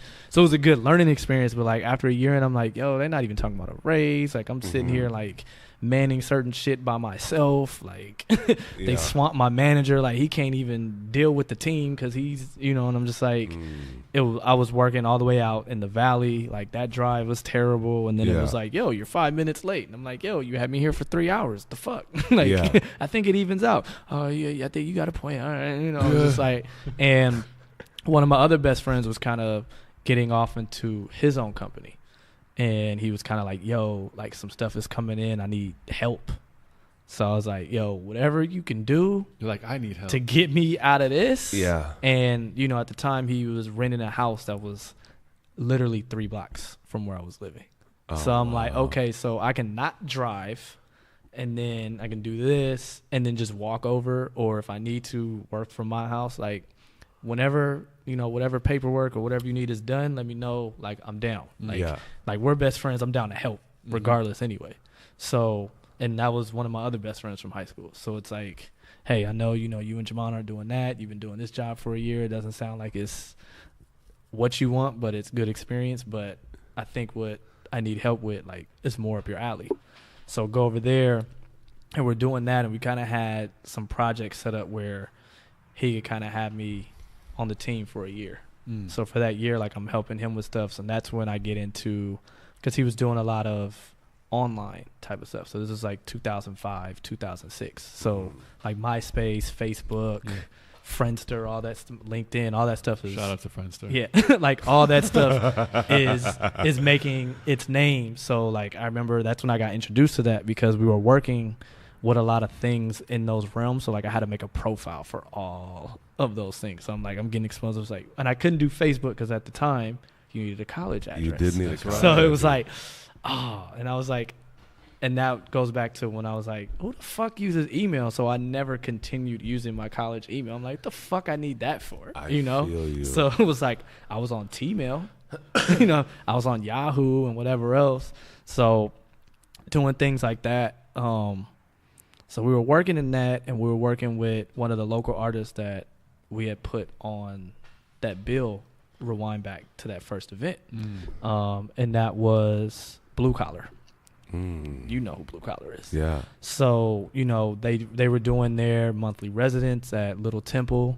So it's like I was doing, their flyers. Like then my best friend, when he was at the show, he would take the pictures and we turned the pictures into newsletters, and I was sending that. So it was like we were kind of doing some PR outreach. We were doing like the marketing. We were doing the visuals and a lot of the different ways that you see how a lot of people operate now. Where it's an artist or an influencer or whatever they call themselves. It's like, yo, we got a photographer. Yeah. We got this, even like with the podcast, like for your content, you got to have the photographer. For sure. If you want to bring in a videographer, like all that stuff. So it was kind of like what we were doing back then, just not realizing it. Same as like when I was in college, we were doing mixtapes and not realizing it. Yeah. You know what I mean? So it's like, all right. And then when you think back, you're like, yo, this is just like this and that. Absolutely. So I don't know if you were around for that, but the same best friend, Jaime,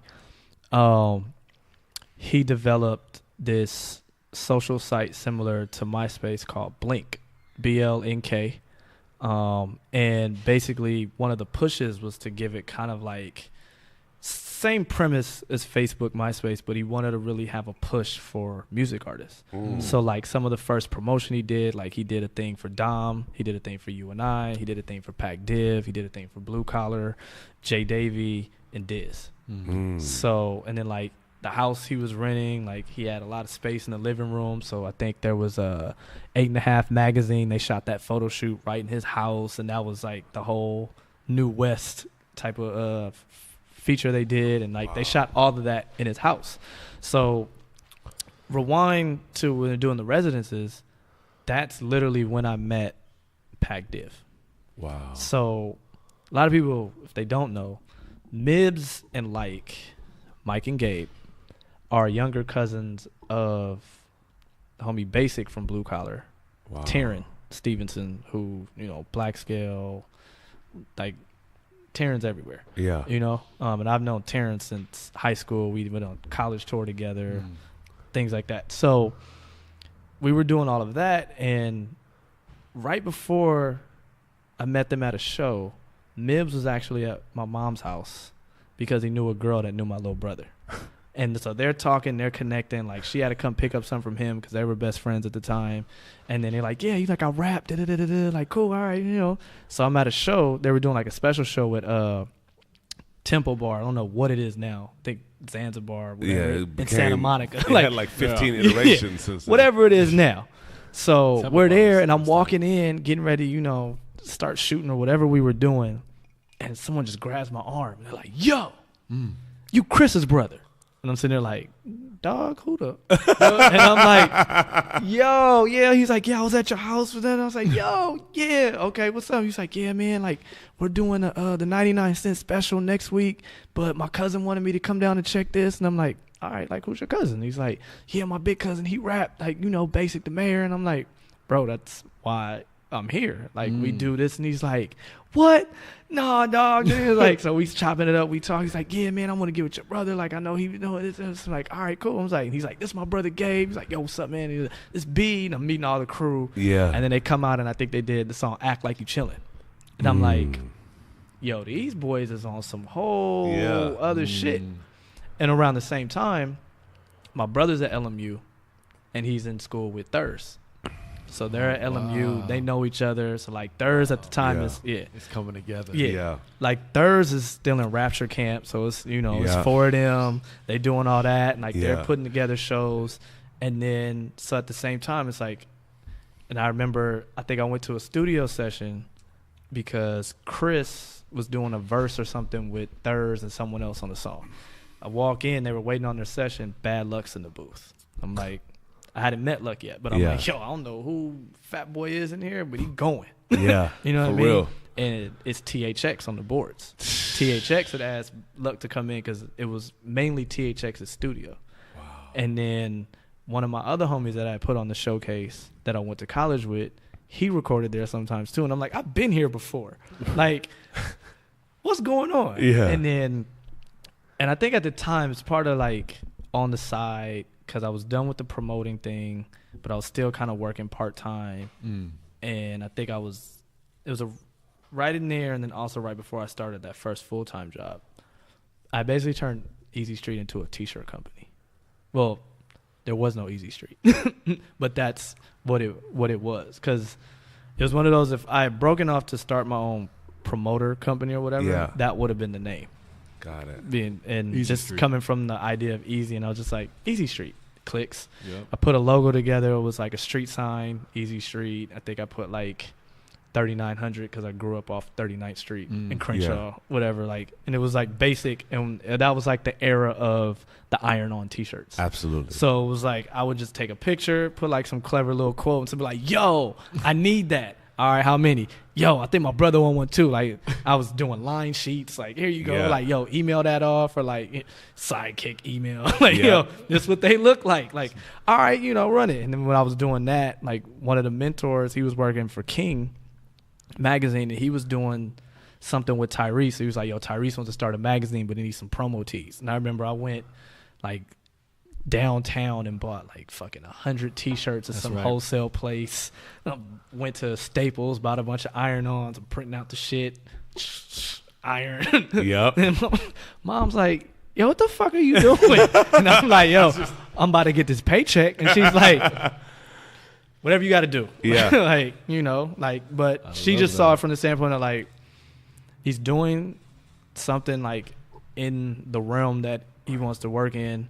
Someone, for whatever reason, is hiring him. It's not through a job, and he's doing it himself. Like, I stay out the way. You know what I mean? I love that part of your story so far. Is just this constant like moving and figuring out and finding those like little nooks of opportunity. Yeah. To just be like, all right, I'm doing this. It's just like, to me, that's such a special part already of like how you're building your foundation. Mm-hmm. And from someone who doesn't know your story, is like, I'm waiting for your next move. I'm like, damn, it's just iterations, like constant pivots. Because it's not linear either, right? Like you're floating around what you actually want to do by doing all this other shit that's actually like slowly building this like massive like ocean around with this like wave that's spiraling, but you're actually not doing exactly what you want to be doing from the jump. Yeah. And that to me is something that's so, I think that could connect with so many people,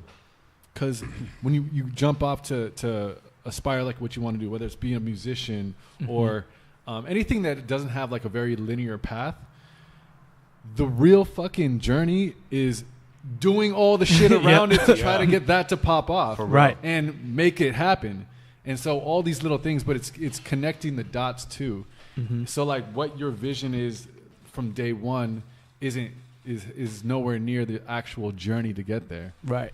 So yeah, so it's like, so I was making the shirts, and then that's actually how I ended up at the studio session. My brother was going, and Thurs wanted some like a custom shirt for one of their performances. So he was like, yo, like, well, tell your brother come to the session so he can kind of hear, you know, my shit and and we can meet each other, blah, blah, blah. So I come in, he's like, yo, I seen what you did with this and that. He was like, yo, I want one. And I remember it was like, he wanted like, because I think I had done one of my brother, like a baby pic of him. I think it was like a baby pic of him and LeBron, because they graduated the same year of high school. Wild. So, and like Kobe was always like my guy. He was a year older, but I was like, yo. Yeah. So I think I had a shirt that was like me and Kobe, and then I made my brother want to like him and LeBron. And it was like the next iteration or whatever. Yeah. So I think Third saw that and was like, yo, where you get the shirt? He's like, my brother makes some shits. Like, yo, word, like, yo, I want this. So like Third, I wanted like a baby picture of him. And I think I put like a crown, or I think he had a crown already, but it was like he wanted the baby picture, and he wanted it blown up and like to have like the date of his birth or something. So like I did that. We talked about it, made the shirt, got it to him, and he was like, yo, thanks, man. So it was like, I was making shit like that for my barber. I was making shit for people for their shows. Like, and it was just like, all right, well, maybe I can do some of this, because it's still, I never thought about clothing like that, but I was like, it's still like this whole thing of, it was sports, it was music, you know, it was these, and like I Design. and I was just like put in like, yo, this quote with that. And, you know, it's almost like Instagram on a shirt. You know what I mean? Like you get this picture like, yo, this is dope, and then you're like, what line can I use? Or like, you know, what is it that speaks to this image? And that's a lot of what design is already. It's like you're visualizing what it is you're selling or whatever it is you're talking about. So it's like, all right, cool. So we're doing that. And I'm like, all right, the shirt shit is cool. Like, all right, Eazee Street, whatever. But I was always like, I can use Eazee Street for whatever. Like, I never founded Eazee Street as a business for anything in particular. It was just like, this is for whatever I feel like doing. If at whatever point, all right, it's there. Yeah. So, you know, we're doing that. And then, so everyone's doing that. And like around the time I'm working with my boy, that's when I got introduced to like Now Right. And I got introduced to like Now Right, High Snobiety. I don't know if it's still around. I doubt it. It was called Being Hunted, but it was like another like hype beast type of thing, like rare shit that, you know, because homie Taryn, he would come in there too. Like Taryn was in the fashion and shoes, and I don't know if people noticed, but he's like one of the last members of Living Legends. Like that's like Living Legends young boy. Wow. You know what I mean? And then like he's the big homie to pack dip. So like that's a whole lineage in itself that some people may or may not be familiar with. So Taryn had toured, like done shows in Japan. So, you know, he's seen in Japan like, yo, it's these Air Max out there that y'all ain't up on. Like you go to this site and you're like, I mean, you got to pay an extra $100, but if you want the shit that nobody else has, and it's like, so, and that was, I don't want to say that was a hype beast culture, but it's kind of what bred what we see now. But like our generation, I think, was more of the search. You know what I mean? Like you couldn't tell me what shoes were fly. I'm gonna go find them. You know, so it was like I remember like when I was getting J's, it's like, yo, that store don't have them. Yo, what other store can we run to real quick before they sell out? All right, and we might spend the whole, you know, from 8 a.m. till 1 o'clock. Like, yo, got them, or you didn't. You're like, fuck. Yeah, I'm not missing the next ones. You know, where now it's like it's gotten a little like I remember even like my mom taking me and my best friend to Foot Locker. We wanted the all white 11s, and it was like, hey man, I need these. Like I'll give you the money today. Like no way should you trust anyone you hand them cash and be like, just make sure my shoes are there tomorrow. Yeah. But the market was smaller, where it was like that dude knew like, all right, if I do this, they'll keep coming back to me for their shoes. So if he trusts me with his money, like he'll fuck with me again. Yeah. And it did. I got to a point like when I was that age, like I had a dude at Foot Locker, we had a girl at Foot Action, we had somebody at Champs, and it was just like, yo, I need the shoes. Like I can afford them this time, like, or I save up, whatever it is. So, fast forward back to like the digital era, we're starting to see these different things take place, and like the artists starting to use MySpace as like their main platform and things like that. So like that's moving, and then the blogosphere starts popping up. So my partner, like he had to start doing this stuff, and then I kind of phased out into my own. So it was back into like, all right, now I'm about to be working for myself again. Like I had built up like a bit more of a client base. Like I had different like actual offerings. It was like, all right, look, I'm a freelance designer. I can make shirts. I can make websites. I can do this. And it was like, all right, cool. So, those things were coming in, and like, so we're doing that, and I'm making moves in that era. And then, I'm knowing these artists, and everyone's like, we're just always talking because everyone's like around. I'm working for myself, so I'm flexible. So it's like, yo, can you come meet up at such and such and let's chat about it? Or like, yo, I'm about to be at so-and-so's house. Can you pull up? Yeah, cool. So around the time of the You and I thing happening, Thurs and YL wanted to come meet with me. Like, yo, we want to play you some of the new shit. This is what we're doing. Yada, yada, yada, yada. We need artwork. And I'm like, all right, like what you thinking of? Like, we want to do this. So we started talking about like Black Star, the most Def Talib Kweli. That was really the inspiration for the cover of Fried Chicken and Watermelon. Incredible. That's where that came from. So I ended up making that, and when I look back on it, like I love it, but like design wise, I'm like, yo, it's some shit you should have done better than that. But it communicated exactly what they wanted. Absolutely. And it was pulled from that kind of space. But it was like I had limited access to fonts like that. Like it was a lot harder to go on a website and just pull fonts. I was like, all right, well, this kind of has that look, and we're like, all right, and different stuff that I learned further into the game, like how to tweak certain stuff. And I was like, damn, I should have done that. Like when I look back at it now, but it worked. They were like, look, I remember we met at the B of A around the corner when it was done. They paid for it. And then, You and I was doing their shit. And, then at the same time, like Pac Div was doing them. Blue Collar was still doing stuff. Through Blue Collar, I met Diz. Like I had known Jay Davy since high school. Wow. Jack, Brianna went to one of our sister schools. Like I used to date one of her homegirls. Wow. You know what I mean? Yeah. And the whole time never knew she did music.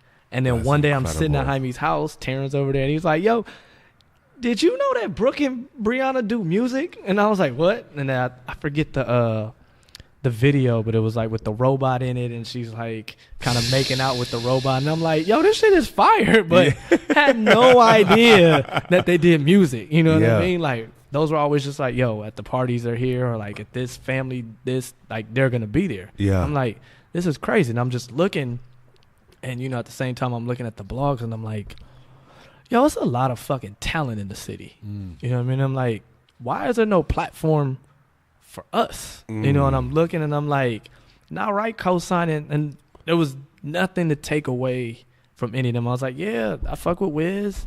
I mean, I guess Wale's cool. I'm sitting there like, yo, Sean P is fucking hard. Like, but where's us? Yeah. You know what I'm saying? It was like, and the only person who was really getting any notoriety at the time was Blue. And Blue's dope as fuck, but it was funny because all the people I knew of, they knew Blue. And I'm like, so how come no one else is getting like that same shine? Like, regardless of the incident that happened at LMU, like there was a lot of talent on that stage. Blue Collar, you had Diz, Dom, Pac Div. Like my brother was up there. He was in the group. Some other cats performed. Like Prez was there. Like just a lot of what is like the LA hip hop scene was all there. Yeah. What I mean? Real. Different stakeholders that may not necessarily been talent, but grew up to be like, oh, this person's an A&R, and this person's managing, and or this one's a producer. Like a lot of those people were there. And at that time, it was really one of those moments where, looking back on it now, it was like the epicenter of Los Angeles hip hop. You know what I'm saying? And like when people talk about like the New West, like the New West was developed like early on, like way earlier than people even give it credit for. And I would say, going back to your point about when you create something out of a necessity, that renaissance really came from, and I remember a girlfriend I had back in like 03, 04. I was like, I want to write a book. And she was like, what are you talking about? I was like, I want to write a book about how Snoop ruined West Coast hip hop. She was like, you can't do shit like that. Like, and I was like, no. I was like, hear me out. I was like, Snoop was a fucking idol. Like, it's fucking classic. But I was like, his stardom has basically stifled anything out of our city since then. So I like Game. But, you know, there was a Dre, there was a 50 Cent cosign. Like, a lot of things went his way. Yeah. And I was like, because a lot of these labels want something that sounds like Snoop. And no one else can be Snoop. So no one's taking a gamble on anything else that's out here. Then you fast forward 3-4 years, or 2006, 2007, and like these non-gangster rap artists are laying these different foundations on their sides of town and things like that. And I remember when you and I was working on Fried Chicken and Watermelon, and we were having different meetings back and forth, and I told them, I was like, yo, this internet shit is wild. And I was like, it's going to get to a point. I was like, we're going to stop seeing multi-platinum artists in the old format. I was like, we're going to get to a point where you're probably going to be able to release your music off your own platform. Fast forward, yothurs.com. For real. You know, soonyou'llunderstand.com and so on. Because that's when the blogs were starting. I was like, look at it. I was like, you got guys who are just throwing some shit on a page with a link, you download it, and I was like, who's to say you can't have your own .com at this point? Absolutely. You know, if you build the fan base. Yeah, absolutely. And I was like, you're already putting the stuff on MySpace, but that's Tom's. That's so-and-so's. And then they were like, that's crazy. You know, but I kind of saw it, which thinking back now in 2018, I'm like, yo, you really caught that. You really caught that wave. For real. You know, so it got to like 2007, into 2007, I was just sitting there, I was like, there's still no platform. Like, you know, we had West Coast Writers, we had Dub CNN, but they weren't really existing as like the blog format, like a blog spot, WordPress, where everything just like feed straight down. It was like old school website, like click tabs and search through, and forums and things like that. So I was just like, what if I just make one? You know, and I'm like sitting there, and like I think I had talked to Jaime and a couple other people like about different blog spots or people using that, because I'd seen people using that just for like regular personal shit, like, oh, you know, I did a photo shoot today, here's some photos, and I'm like, how easy is it? So, you know, they had a thing I saw, it was like, if you paid whatever $10 to Gmail, you can create like a blog spot for free, which, you know, I was like, $10? Okay, here you go. And I was like, I'll figure this out like later, you know. And so like I had started, like I gave the idea, like I presented to Thurs. I think I talked to Like about it. I talked to Diz. I talked to the homies who were promoting at the time, and like I think one of the other homies is like was doing like clothing stuff, and I was like, you know, there's a lot of different shit that's going on. And like I remember I used to put on MySpace, like I did these like monthly letters, I guess you would say, like when they started having those long formats you could post. And like basically it was like an update of like shit, like, yo, I went to this restaurant and then or I went to this store and it was fucking fire, and I went this place and that place, out of here. And then I was like, this is a lot to put on MySpace. You know what I mean? I was like, there's got to be a way to like break this up. So like I'm looking at how WordPress moves and Blogspot and all that different stuff, and at the time like the only deal for WordPress was like $25. I was like, I don't know if I want to pay $25 yet, because I don't know what this is gonna be, kind of thing. So I was just like, all right. So everyone's like, no, I think you should do it. So I started like thinking of different stuff and like trying to accumulate different ideas of how I wanted to do it. April 28th, 2008, EazeeStreet.com was born. Boom. So the first posts were, it was a behind the scenes of the Beautiful Day video by you and I. I shot the behind the scenes by myself. Iconic. Like I got a hold of some camera and I was just there filming. I had iMovie at the time. I cut it up, like kind of just trying to remember the stuff I learned from Premiere, but not really knowing how you actually put together a video, but just like, yo, I know that, and I think that just comes from being visual. You just have an idea of like, all right, it should have a cut scene, it should show some of the music, it should have an interview here, it should have some text right there. So I did that, and I was like, yo, Thursday, I'm gonna do this. And Thursday I was like, fucking do it, bro. Come, we're gonna be shooting from da-da-da-da. Did it, and they were like, yo, I fuck with this. That's amazing. So it's like I did that. I think around the same time, wow. Yeah, I think Pac Div released one of their videos. I don't know if it was, I can't remember. I think Women Problems was the one. Jay Davy, I think, had just dropped a single. And then my boys that were doing clubs had just partnered with Jerry and Javier for the first time. And that was Crimson Opera on Sunday nights. Wow. And that was an era unto itself. You know? So all those things were going on. So I was like, all right, those are your first 5 posts. So I remember I was working on those like over the weekend or whatever it was. And then April 28th, I set everything live. Was doing that. And then like Thursday, I'm like, yo, I like that. And like, I think Blue Collar was working on something. They're like, yo, we're going to send you this song. I'm like, all right, cool. And then I was just like going around on the internet, like, all right, what else is LA based? Yeah. And then I'm like, okay, cool. And then fast forward a few months, I started meeting people. Like I met one of my boys I went to college with, happened to be working, I think, for All Hip Hop or Hip Hop DX. And he had started like a blog on the side. It was like the Notorious BLOG or whatever. So he had different stuff. And then so he had that. I think it was a shoot they were doing for one of the videos off of Love Supreme. And that's when I met Mecca from Two Dope Boys. So we met the homie E-Dub, who I had met earlier through Thurs and YO, and he was doing stuff with, there was 80s Baby, and then he had a site. So we kind of like got together and had like this weird, I guess, conglomerate, you could call it, and we did mainly West Coast shit. And like Two Dope Boys, they were in the New Music Cartel by that time. But after I met Mecca, Mecca was like, yo, I fuck with it just because it's like, it's home team. Like, you know, Mecca lives in New York, but Mecca's from Long Beach, California. You know what I mean? Like, and Shake's from the West Coast. So, like, I hadn't met Shake, but talked to him over email. And he's like, yo, no, I heard of you. Like, Thursday and them talk about you all the time. I heard about you from so-and-so. Like, awesome. I fuck with it. Like, we're down, but, like, we're also doing this thing, so we can't, like, dedicate, you know, and they were bigger than all of those blogs. And so it's like, you can't lean on us, but, you know, if there's shit, send it our way. So I was like, all right, cool. So we had that going, and then, you know, that kind of transferred into what was called the FCC, Fresh Coast Collective. So that was like Prez, Convinced, my brother, D-Nez, Del Danger, someone else in that mix that I'm forgetting, and I don't know why. I know C-Sam was on the track, but there was someone else. So that was kind of like the artists, the producers, the blogs. Then we had, so then that's ended up what that became. Then it was the FCC, so that was Notorious BLOG, 80s Baby, Easy Street, Two Dope Boys loosely, one other one. So it was like, all right. And coincidentally, as I started spending more time on Easy Street,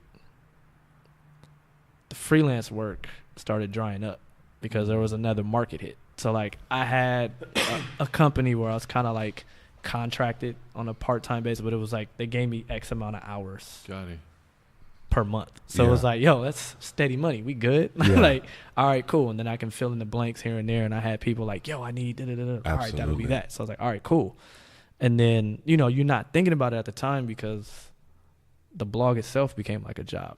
Because the digital era started really booming at that point. So there was especially the blogosphere, man. It's incredible for me to like really hear the progression, right, of like even the seed of art, and then the speech about like look into, you know, digital and graphic design, and then all of these different outlets along the way of graduating and being able to be it's wild to be able to think of it like feeling so behind along the way, but then having all of that experience to be on the cusp and be ahead when it really mattered, right?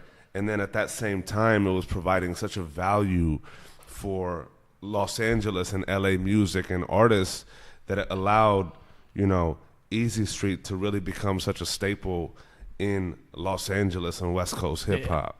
And it's crazy. It's like, so 2009, it started becoming like, I think I was telling myself, like, you're going to do a minimum of 10 posts a day.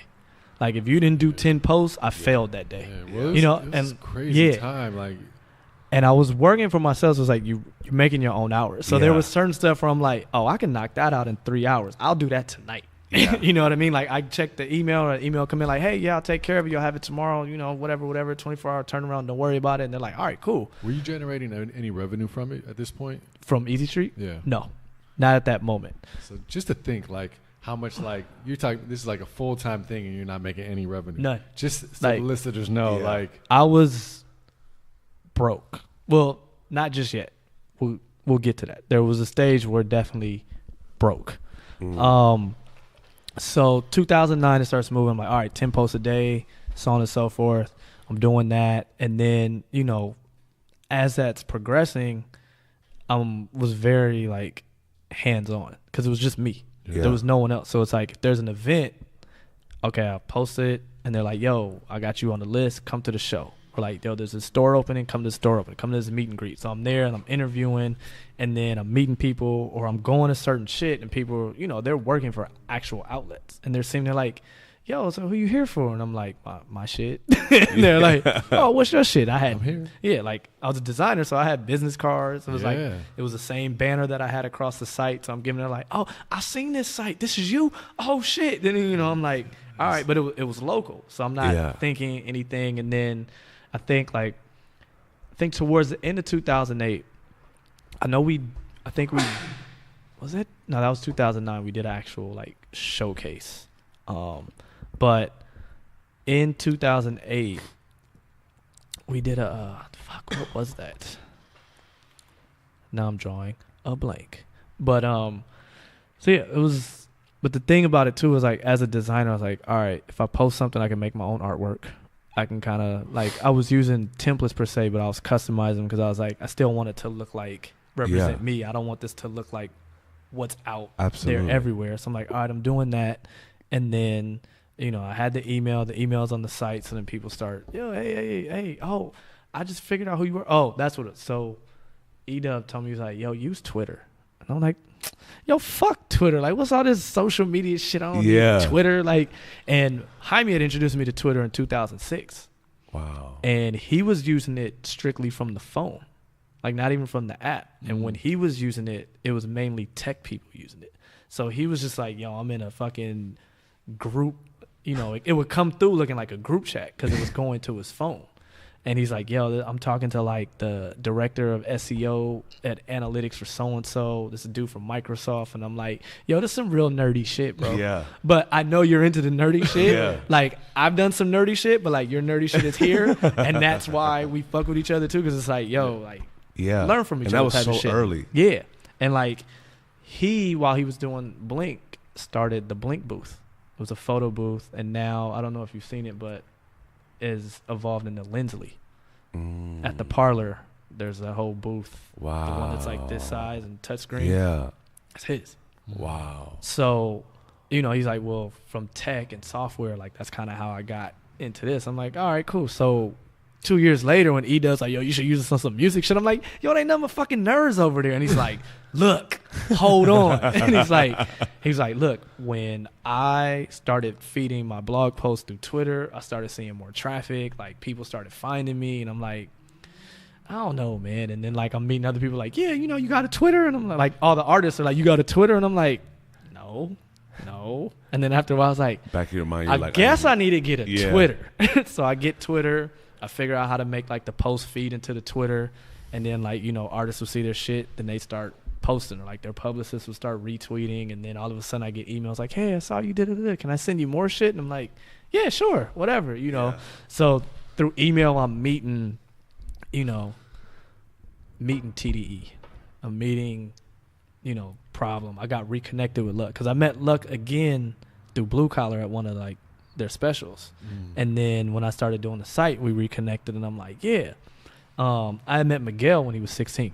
Wow. He was at a showcase. He was opening because I guess he was, think he's a former manager, but they were all like from the same crew. Yeah. It's called the Wild Bunch. It's like a hip hop band type of thing. He was opening for them because Wild Bunch wanted us to do an event for them. So like, come check us out. So like they were the headliners. I think Miguel was like right before them or like second. He was in the middle. Like they had an opener, then he was there.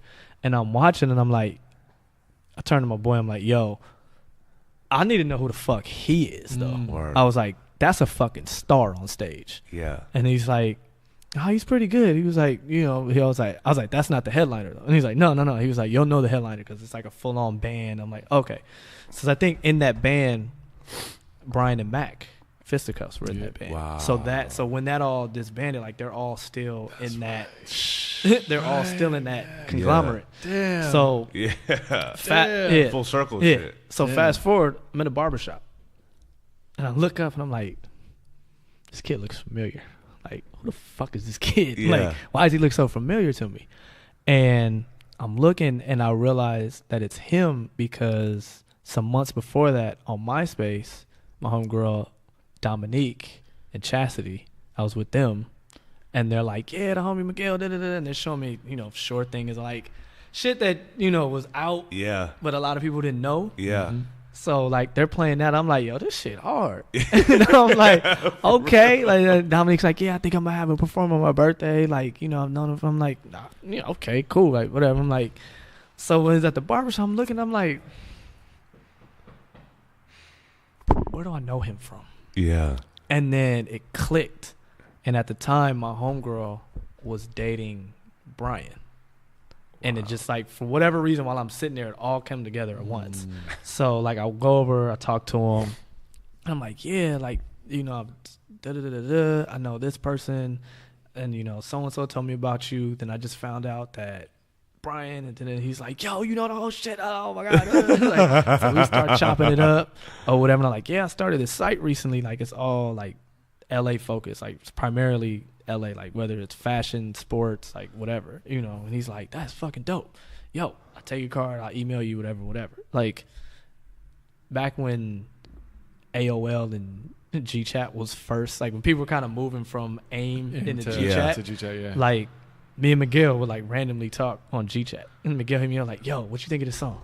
And I'm like, yo, this shit is hard. Like, but he was like, yeah, I just worked on it last night. But I was like, you know, and then I remember we talked about like doing a video. He's like, all I need is a camera. And I was just like, I wish I had a better camera. And I was like, because the idea sounds great. Like all I have to do is sit a camera there. But I was like, the camera I got ain't the camera we want to use, you know? So, you know, and like those are like the starts of fostering those relationships. Absolutely. And then, you know, through luck, when I was doing that stuff and he saw the site, and he found out I knew Jizzle, and I think we were like at a Snoop Dogg event, so he introduced me to Problem, and I've been posting Problem shit already, so it's like, the Problem's like, yo, you the dude who been posting my shit? Yo, that's tight, thanks. And then, you know, just meeting people, and then just being like tangible. You know, I think in the era of social media, so many people have gotten away from being tangible. It's like, all right, I'm tweeting all day and I'm talking shit and I'm talking about music, and then I'll show up at your show. And it's like, and I mean, in that time, like community was the biggest thing. Yeah, like, and that's what's so dope about your story of what you're doing. Like, everything is like we talk about just from being from LA and how small this city can really be. Yeah, but when you're taking it down to even like a more defined niche of like the LA hip hop community and creating this platform, being a part of that community is like you're seeing just the massive importance of that. Yeah. Like being really like touching fools. Absolutely. Like seeing, feeling, talking, building, not like it's not where it's like, oh, let's just try to get the retweet. It's just like, no, actually, like you said, fostering those relationships because how interconnected it really, really was. Yeah. And at that time, it's something really special to have one's music like placed on these blogosphere sites. Like it was a big deal. So when you have somebody that's in tune with the culture, going to these studio sessions, going to the shows, it's like you build the rapport not just with the blog, but with the person that's doing all of these things. 100%. And like at that time for me, like that's where I kind of popped in, but like I saw Eazee everywhere. You know what I mean? Like at the shows, at the True Studios, like pulling up to this shoot, this, that, and the other. And what was so beautiful about kind of that, I guess, birth of the blogosphere in terms of music, like post MySpace and all that, was that the LA community, it was so young but so robust. Yeah. Like it was truly a community. Like everybody was fucking with everybody. Yeah. You know what I mean? Naturally, there's people that have their own, Yeah. you know, minor There were beefs and tips whatnot. and, you know, just like youth shit. Yeah. But like, that was one of those things, like everybody was connected with one another. Mm-hmm. So it was like the artists and then the blog cats. You know what I'm saying? It was the creators and the content creators. Yeah. You know what I mean? And it was so early on in that time. And it was crazy because, like I said, so as it went on, the personal life was going this way. Yeah. You know what I mean? It's like the blogs are going this way and everything else is like, fuck. All right, so they haven't paid anything yet. Yeah. Okay, now they not hitting me back about more work. Okay, well, this person, we talked about it, and then when I gave him a price, he went ghost on me. All right, well, you know, but I'm occupying my time building the site, you know, and things like that. And then around that time, I think like an ad network hit me. So, and they were like, yo, we want to put you in this thing. I can't remember who they were because they ended up turning into a different type of platform now. Like, they're not even an ad network, but they were focused on music. So, you know, they were like, we want to monitor the site for a while. And then, you know, if we like it, we'd like to bring you in. And I was just sitting there like, I didn't understand how the ad networks necessarily work, but I was like, so y'all want to pay me to just do what I'm already doing? So, I mean, if this other shit doesn't work, or even if this works, like, this could just be extra money. And I've always been someone's like, yo, if I can just have extra revenue coming in, so be it. You know, so it's like, all right, cool. Like, you know, 3 months later, they're like, yo, we're going to put you in. Like, we like what you're doing. Like, you got consistent output. Like, your numbers are growing. Like, you have a definite niche that, so I'm like, all right, cool. You know, so there would be some months come in and I'll be like, this is a good little check. All right, cool. You know, put it to the side. And then there's other, I'm like, this is it, this one. Okay, all right. But because I didn't understand advertising workings, you know, and click-throughs and CPMs and all that kind of shit, like, I didn't understand why there were ups and downs either. Whereas it's like, well, how come this month I ain't getting no shit? Well, because the ads they were running this month, your viewers don't fuck with. Like, they're looking at it like, I don't care. Like, so they move on and they see other shit. They're like, oh, Nike got it, did it. Okay, cool. So, you know, that's moving. And as I get closer to the end of 2009, I think that's where I hit more of like the creative stride with the blog. Like, I started, I was like, okay, I'm going to do series like this. So I did like the best of 2009, where I took like all the local artists and I was like, you know, everyone does their list. I did a full on interview. Like, I talked to Dom in front of Audubon and Lamert. I talked to Scheme at like his house in the backyard in Inglewood. Awesome. You know, I pulled some people in front of shows like you and I at their, when they did the screening at the ICM for when I was like, and it was like, yo, I just want your personal best. Like, it doesn't have to be what everyone else thinks is the best album of the year. What, like, I want to know what your, you know, and they ran them off and people were like, and because a lot of those people I had built more of like personal relationships with, it was like, it's nothing. Like, they didn't care if it wasn't on Smash or Complex, or it was like, yo, Eazee want to do an interview. What time you want me to pull up? Or like, what time can you come through? Like, I'll do it for you. And then it's like, I go home, chop the shit up. Then I was figuring out how to rip YouTube videos. So I'm like, all right, well, he said he liked the Rick Ross album. I pulled a Rick Ross, you know. And at that time, you're not thinking of licensing rights. And I'm like, whatever. I'm putting that shit in there. Like, ain't nobody paying attention like that. Like, fuck y'all. Like, all right, cool. And like, you know, I'm sending those to Shake. I met like Legend from On Smash and a couple, just through email type of shit, you know, or through Twitter. And it was like, yo, send me your email. So I'm like sending them shit. They're like, all right, I'll post it. You know, I met, like, around that time, me and Ashley got cool. Ashley Outrageous, because she was just starting. My bro, low key, you heard that new, because we had mutual friends that were like, y'all gotta meet. So we just followed each other on Twitter, you know, whatever. So, and I think that was also, was that the year Blueprint 3 came out? 2009? I want to say. I think it was. I want to say it was. So that, I got blessed.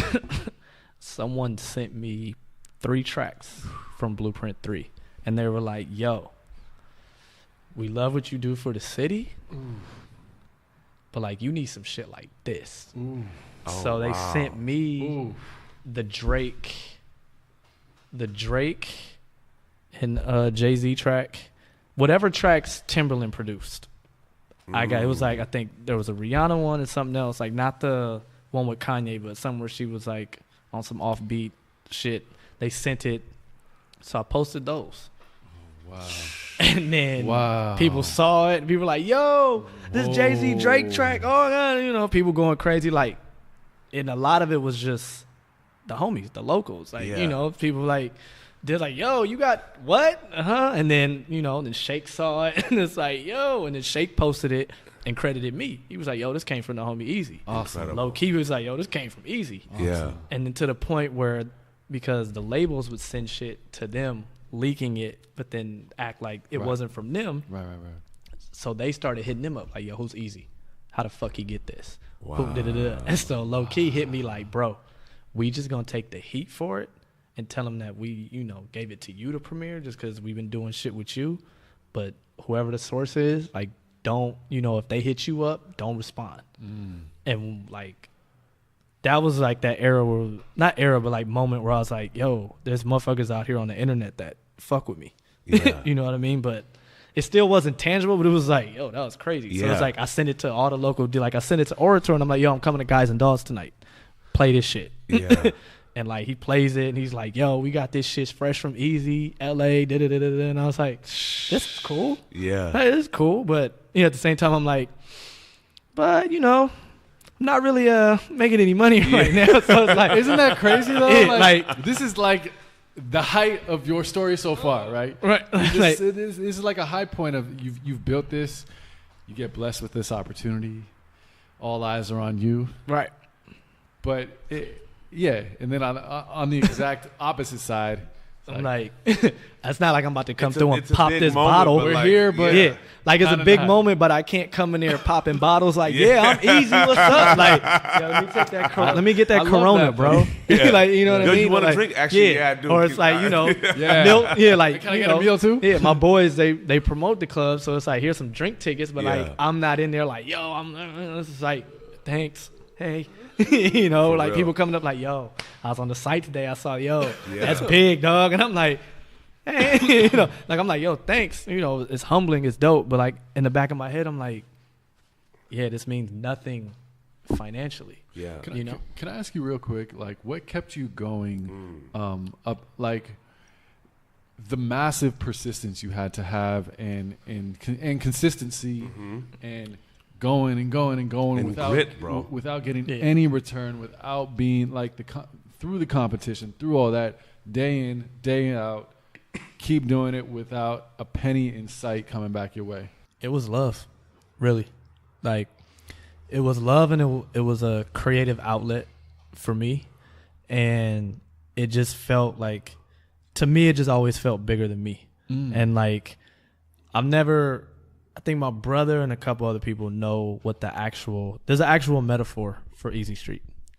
And what the blog was to kind of be besides just a platform. So Eazee Street was essentially my block, right? So through high school, college, I was always like the guy who knew about the shoes, knew like this inside information, or like was on new music, or, you know, knew someone that could get the new music to me or whatever. So those were always like the interests. So on one side of it, the site was kind of like this digital, I guess, version of me per se, like, because it was all my interests, but I was sharing those interests with the world. Yeah. But the interests were coming from a place of, I'm born and raised in Los Angeles, and even if no one's listening right now, I just want to be a voice for that. Absolutely. It's not for me to be the man. It's not for me to be seen as like, yo, that's that guy. Yeah. It's more like, no, I just want to, at the very least, be able to speak, or at least put my city, my community in front so you can hear them. Yeah. And then on the other side of it was, by being that block, Eazee Street was sort of like this street that ran through a community. and the community was those artists, those DJs, those producers, those stores, those restaurants, and basically it was Los Angeles online. Yeah. And it was a place where those people could come together, even if you're not coming together tangibly. You can find a way. Yeah, you know what I mean? So it's like there were producers who were making beat tapes that were sending me shit, and then artists who needed beats were going on there like, yo, I saw that producer, da-da-da-da-da. I had to reach out to him, you know, or the producer would see something like, oh, I seen this dude rapping over all of this shit. I want to see what he sounds like over my shit. Or I saw you had a Twitter link, so I just hit him up on Twitter like, yo, can I send you some beats? And that just kind of became the thing. And that's, to me, was bigger than who am I? Yeah. You know, it was more like, yo, this is You what. were the conduit. Yeah, it was like, this is what is going on in Los Angeles. And a lot of that stuff was overlapping. You know what I mean? Like Crooks and Castles sponsored Diz's first mixtape. You know what I mean? Like, if you were on Fairfax and walked into the hundreds, you probably run into Dom. Yeah. You know what I mean? Like, you could easily just bump into Thurs on Market Street in Inglewood. Yeah. You know, or like anything. Yeah. You know, even like for Nipsey Hussle, I met him in 2009 in front of the Wingstop on Crenshaw and Coliseum or 30 by the house. Me and my cousin pull up, we're playing his shit. And my cousin is like, yeah, here goes some dude. He looking like Nipsey right now. Then we get closer. We're like, bro, that's fucking Nipsey. You know what I mean? And Nipsey wasn't where he is now, but locally he was already a star because there was just something about him that spoke to anyone who kind of grew up in LA, especially like inner city. Yeah. Like, I mean, the first song when he tells you what gang he's from, if you grew up in the inner city, you knew that gang, for better or for worse. Yeah. So for someone to come on a song and blatantly tell you, like, that's where I'm from, everyone was like, this can't be a joke. Like, you can't just yell that name out on a song. You cannot. You can't just yell that gang out on a song and be like, oh, I'm just kidding.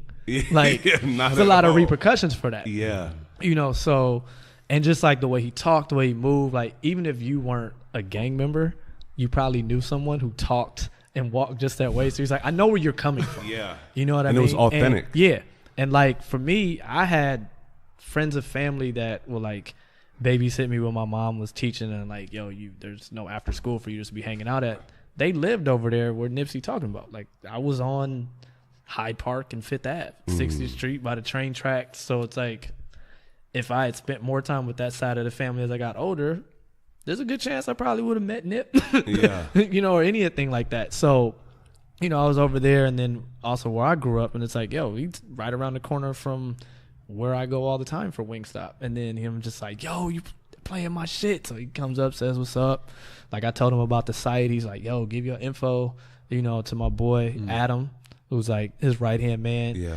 And nothing came of that per se where anyone was sending me his material. Yeah. But I mean, it's the internet, so it's easy to find. So like, as a support, it's like, all right, if it goes up on Smash or something, or he tweets it out, it's simple. Okay, pull a picture, put it up. But like, whenever I saw him, it was always love. Like, still to this day, like, you know, I'll bump into him. Like, and I was gonna say back then, like, we might be somewhere. I remember Chris was like recording, and he went to the 7-Eleven on Slauson and bumps into Nip. Nip's just like, what's up, bro? Like, because we were all already seeing each other at all these like hip hop events and everything. So it's like, even if I don't know you by name, absolutely, I know you by face, whatever. And it's like, I think it was 2 summers ago when Nip did like the Nike thing with Undefeated. Like, you know, my homegirls at Nike, Kristen, that I met through you and I. And then we ended up, we'll get to that chapter, working together. But we were in there. She was like, "No, I got a pair of shoes for you," because I helped with some stuff on that. And they were like, and I was like, I just want to take some pictures of the setup, whatever. And then before I left, like, I ran into someone. They were like, "Nah, Nip on his way. Like, just stay put." So we were talking. He's like, you know, I've really seen you since day one. And I was like, bro, we met at Wingstop. You know what I mean? So it's like, if you were to run into Nip and be like, yo, Eazee speaks highly of you, you'd probably be like, oh. You know what I mean? Yeah. But like, when I see him by face, it's never been like, yo, you know. And I think that's been a thing too, is like catching a lot of these people before they got that win. Like, I met Cole when he did his first LA show. He did it at LMU. I think, you and I was the headliner because Thurs put that show on, and they did like a whole cypher session in the middle. And in that cipher, you had Curtains, J. Cole, Sean Christopher. Wow. My brother was there. You had cats from it was the crew label Language Arts and Styx. Like there's so many to name. Like it was an auditorium stage, and they were from end to end. And I recorded it. Like I had a section where it was like I think it was my brother, Sean, Chris, Cole. And then like I put it up, like Two Dope Boys, they put it up, and people were like, "Yo, like, where was this? You know, what was this?" And Cole went to school with the homie Matt McNeil. He works with Dreamville now. He handles like Kaz, a couple of, like I met him through Chris and some people that Chris went to LMU with. Wow. So like he's been around as well. So he had told me and my brother he had told us about Big Sean, Drake, Cole, a couple other cats. Like, yo, I know y'all like music. Like, check this out. Yo, I know you started the site. Like, check this out. Yeah. So we were telling Cole, like, yo, we listen to you. He's like, motherfuckers in LA listen to my shit. And I'm like, bro, we were just listening to the shit on, like, pulled up the iPod, like, and we showed him. It was I think the Come Up, which was like his first mixtape, like not the warm up, not like. And he was like, yo, y'all really listen to my shit? Like, that's crazy. Like, so, and then you had that. So like I would see Cole when he like kind of moved out here. I'd see him, Guys and Dolls and all that kind of shit. He seemed like, yo, what's up, man? Like, how's your brother? Like, shit like that. Or like Chris was like, yo, I saw Cole. He asked how you was doing. Like, even if he couldn't remember the name, it's like, yo. And then, I met the Dreamville crew and all that kind of stuff. So they're like all these different things. So 09 was kind of moving because I was like finally putting faces with the names and vice versa. And that was just what was here. Yeah.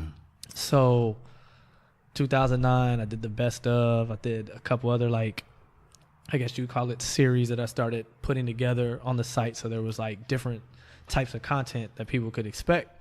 So 2010, it was like, all right, let's go. But by the beginning of 2010, everything on the personal side of like was gone. Wow. So what do you mean? Like the freelance work wasn't coming in, the contracts were over. So I was just kind of like, all right. Like, you got a poppin' blog. Yeah. But else. So like I'm still doing that. Like every now and then some money comes in from the blog. So like certain bills we pay, but it was like at times where the phone was off.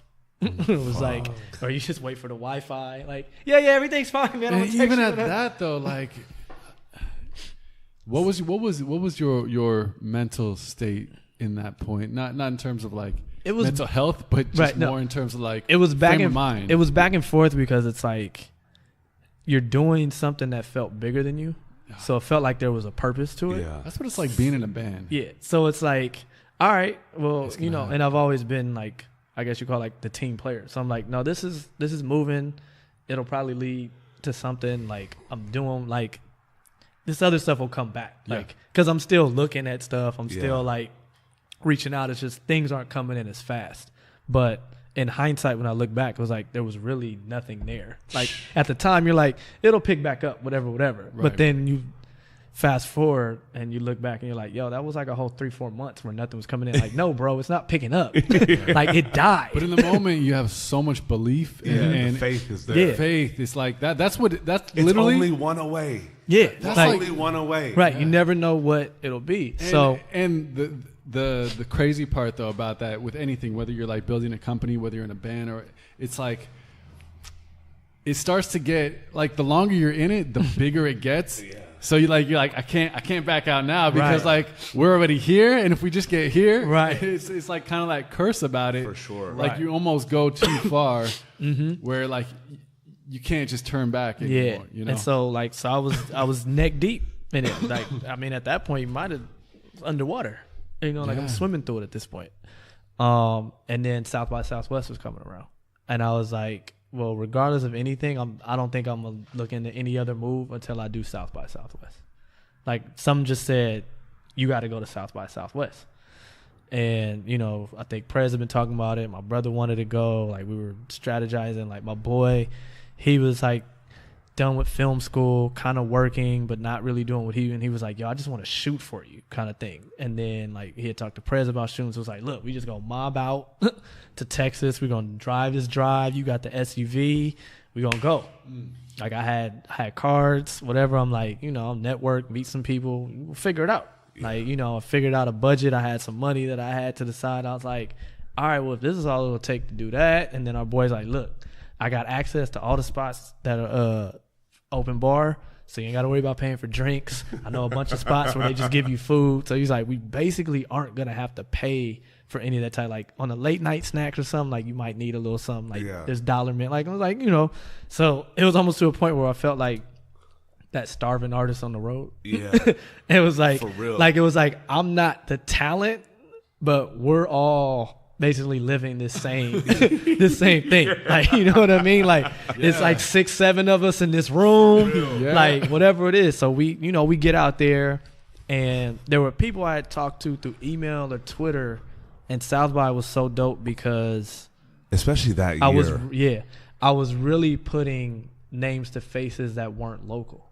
Like I'm out there and I'm meeting people from Atlanta's underground scene, because one of the people that secured us the room was Key. She manages 21 now. Wow. And Key was like one of those people, like, I mean, she was probably a little more entrenched because she was doing like artist management and shit like that. Cause she was managing the homie Grip Pliers at the time. R.I.P. to Grip. That was like a staple in Atlanta. So she was handling that. She kind of worked out the room situation. I met Sean Fallion, who had been like posting his music. We've been talking on Twitter.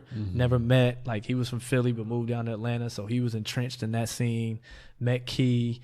Through Key, I met this cat, Young Scholar. He was from Detroit, but he was messing with a lot of people in different places, and they were like, yo, you posted my shit. Or like, yo, you posted my boy shit. Yo, you're Eazee. Like, oh shit. Like, yo, take my shit. Different rap. Like, yo, I'm meeting like a lot of people from the blog world that I'd only known. They're like, yo, you Eazee? So you do all this shit by yourself? Yo, fam, that's dope. Awesome. Like me and Ashley have been talking for like every day on Twitter and social, like texting, because she was asking me stuff because she was just starting. So that was the first time we met. So we were like, yo, we about to go to this show, because I forget who was performing that we went to go for. I think Grip was performing, and I think Gibbs was performing. And Gibbs and Prez were like close. And J-Rock was on the bill. Wow. And he brought out Kendrick. So me and Ashley together met Kendrick and Dave that night. And David actually started sending me emails because, like, they were getting rid of, like, their publicists at the time. They used to send me all this shit. So it's like, all right, so in this span, I've officially met Freddie. I met Grip finally. I met Kendrick. I met Rock. I met Dave. Pivotal. All right, cool. And then, like, yo, and then, like, Dave's like, yo, I do be sending you shit. Yeah, I recognize it. Okay, cool. Da-da-da-da. So, like, we're there.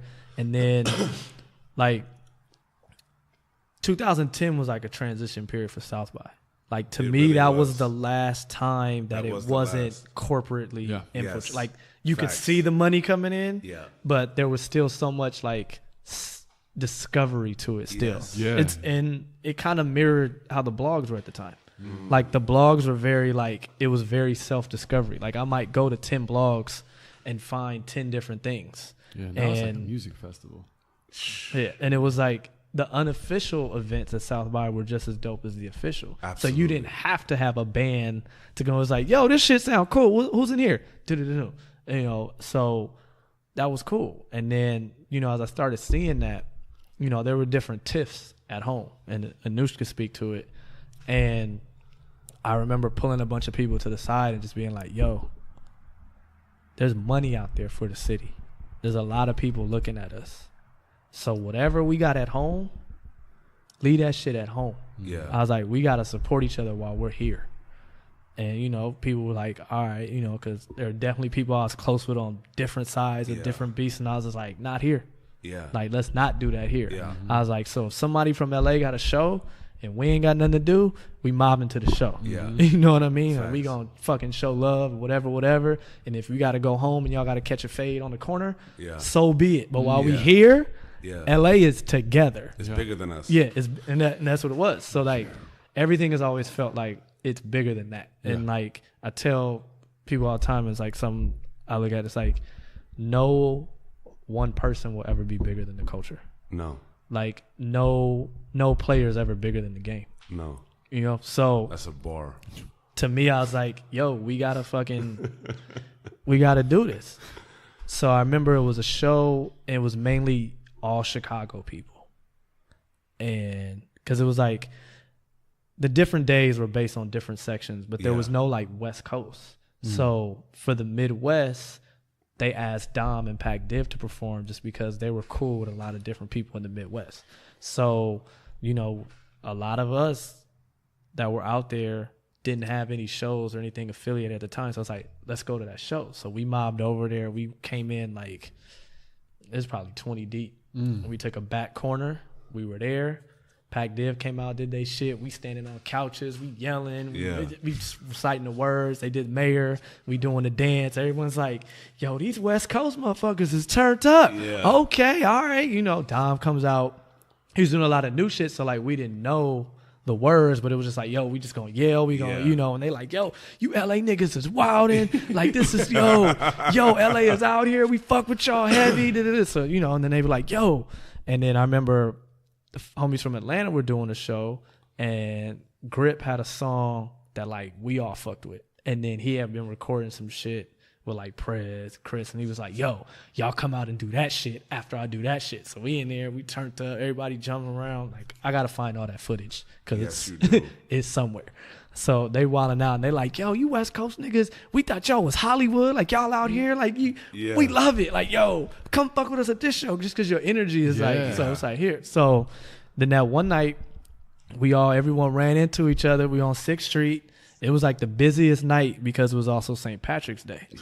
So TDE is there, you and I, Scheme, and that's when like their crew was also, it was like Scheme, Light, Sire. That was a night the Scheme randomly fucking, this motherfucker so cold. He's like, I need to buy a sweater. This motherfucker bought a University of Texas sweater and threw that shit out the next day. Like this was some light shit. Yeah, and it was like Day One was out there, Jansport J, like just a bunch of folks, and like we're all there. We just started mobbing up 6th Street. Yeah. Sean Chris, I think Raven might have been with us for a minute because she was rapping then. That shit was like, insane. Yeah, you looked, and then YO was out there with Sebastian. Yeah. So he already got the big ass fucking lifestyle tiger. And then we just brought up LA. Everybody got on LA hats. Everybody's wearing shit because, you know, everyone's out there. So, like, all these, like, streetwear brands are like, yo, here. So, like, I know because my brother had gone on tour with Sean Chris. So, like, Brock, when he was over at Diamond, he had gave my brother, like, Diamond shit to wear for the tour. And then, you know, folks was wearing, like, I Am King.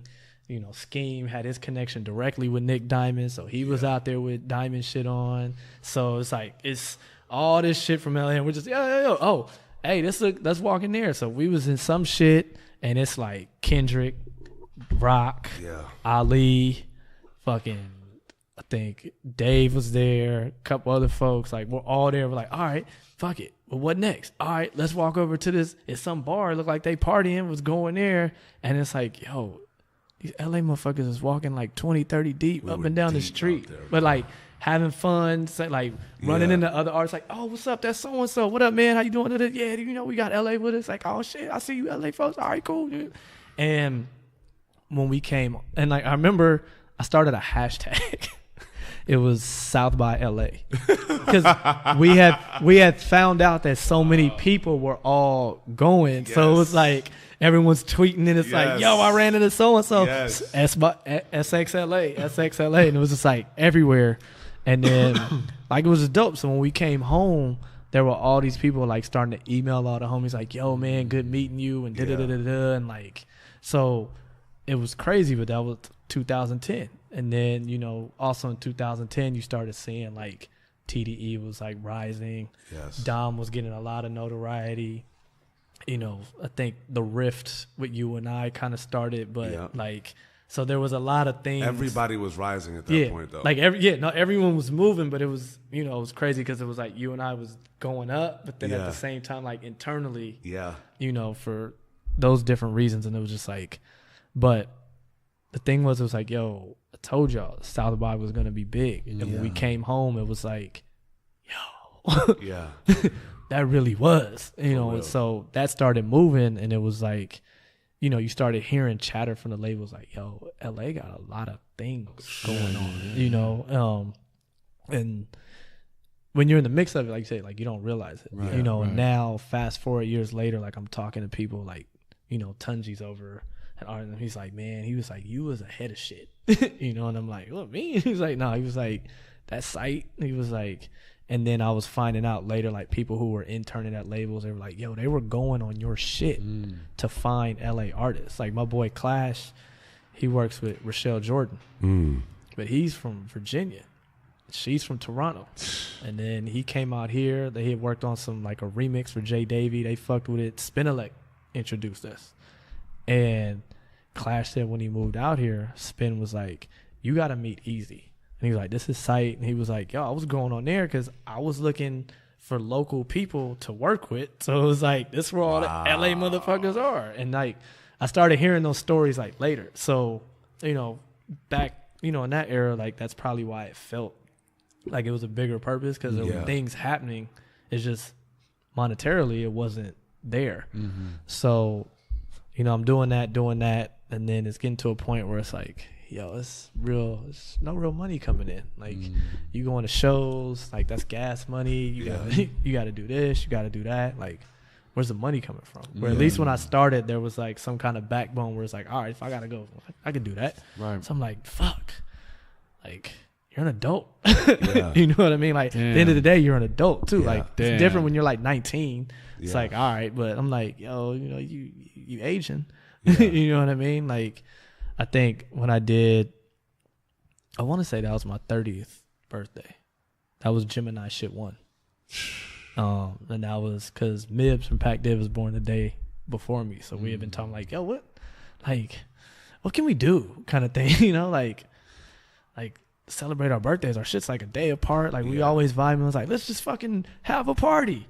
All right, cool. We'll just invite some homies. Like we'll find a pool. It's summertime. And then for whatever reason, I don't know what it was. Like I was just like Gemini shit. Hashtagged it. Made a flyer. It was like half Mib's face, half mine. It was like, all right, cool. And everyone was like, oh. And then I was like, you know, because at that time I started kind of like figuring out Twitter, or just like experimenting shit on Twitter, because I was so entrenched in it, where when it first got into it, I was like, what the fuck do I want to use Twitter for? Right. And now I'm like at the point where I'm like, wake up, Twitter, go to sleep, Twitter. And I think that was 2009 or 2010 I got, well, I won't say because it was definitely like a communal thing, but we got Los Angeles to trend on Twitter.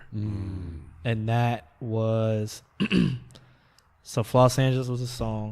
It was like on some DJ Khaled, you know, multiple artists. Some Prez wanted to do some songs like that. Did Los Angeles, 6 rappers, different verses, 3 verses, 2 rappers per verse, shot a video, kind of came together, video treatment. We talked about getting a streetwear sponsor. We got Exhibition involved. They gave us products, and then I helped organize, like it was like a 4-store tour. Like we just hit up like folks we knew, like, all right, you know somebody at that store in West Covina, all right, well, we fuck with Jansport, he's out there, he can introduce us. My homeboy got the spot right on Pico. Then the other homie has a spot in Westlake. I went to college with him. Then his partner knows Prez real well.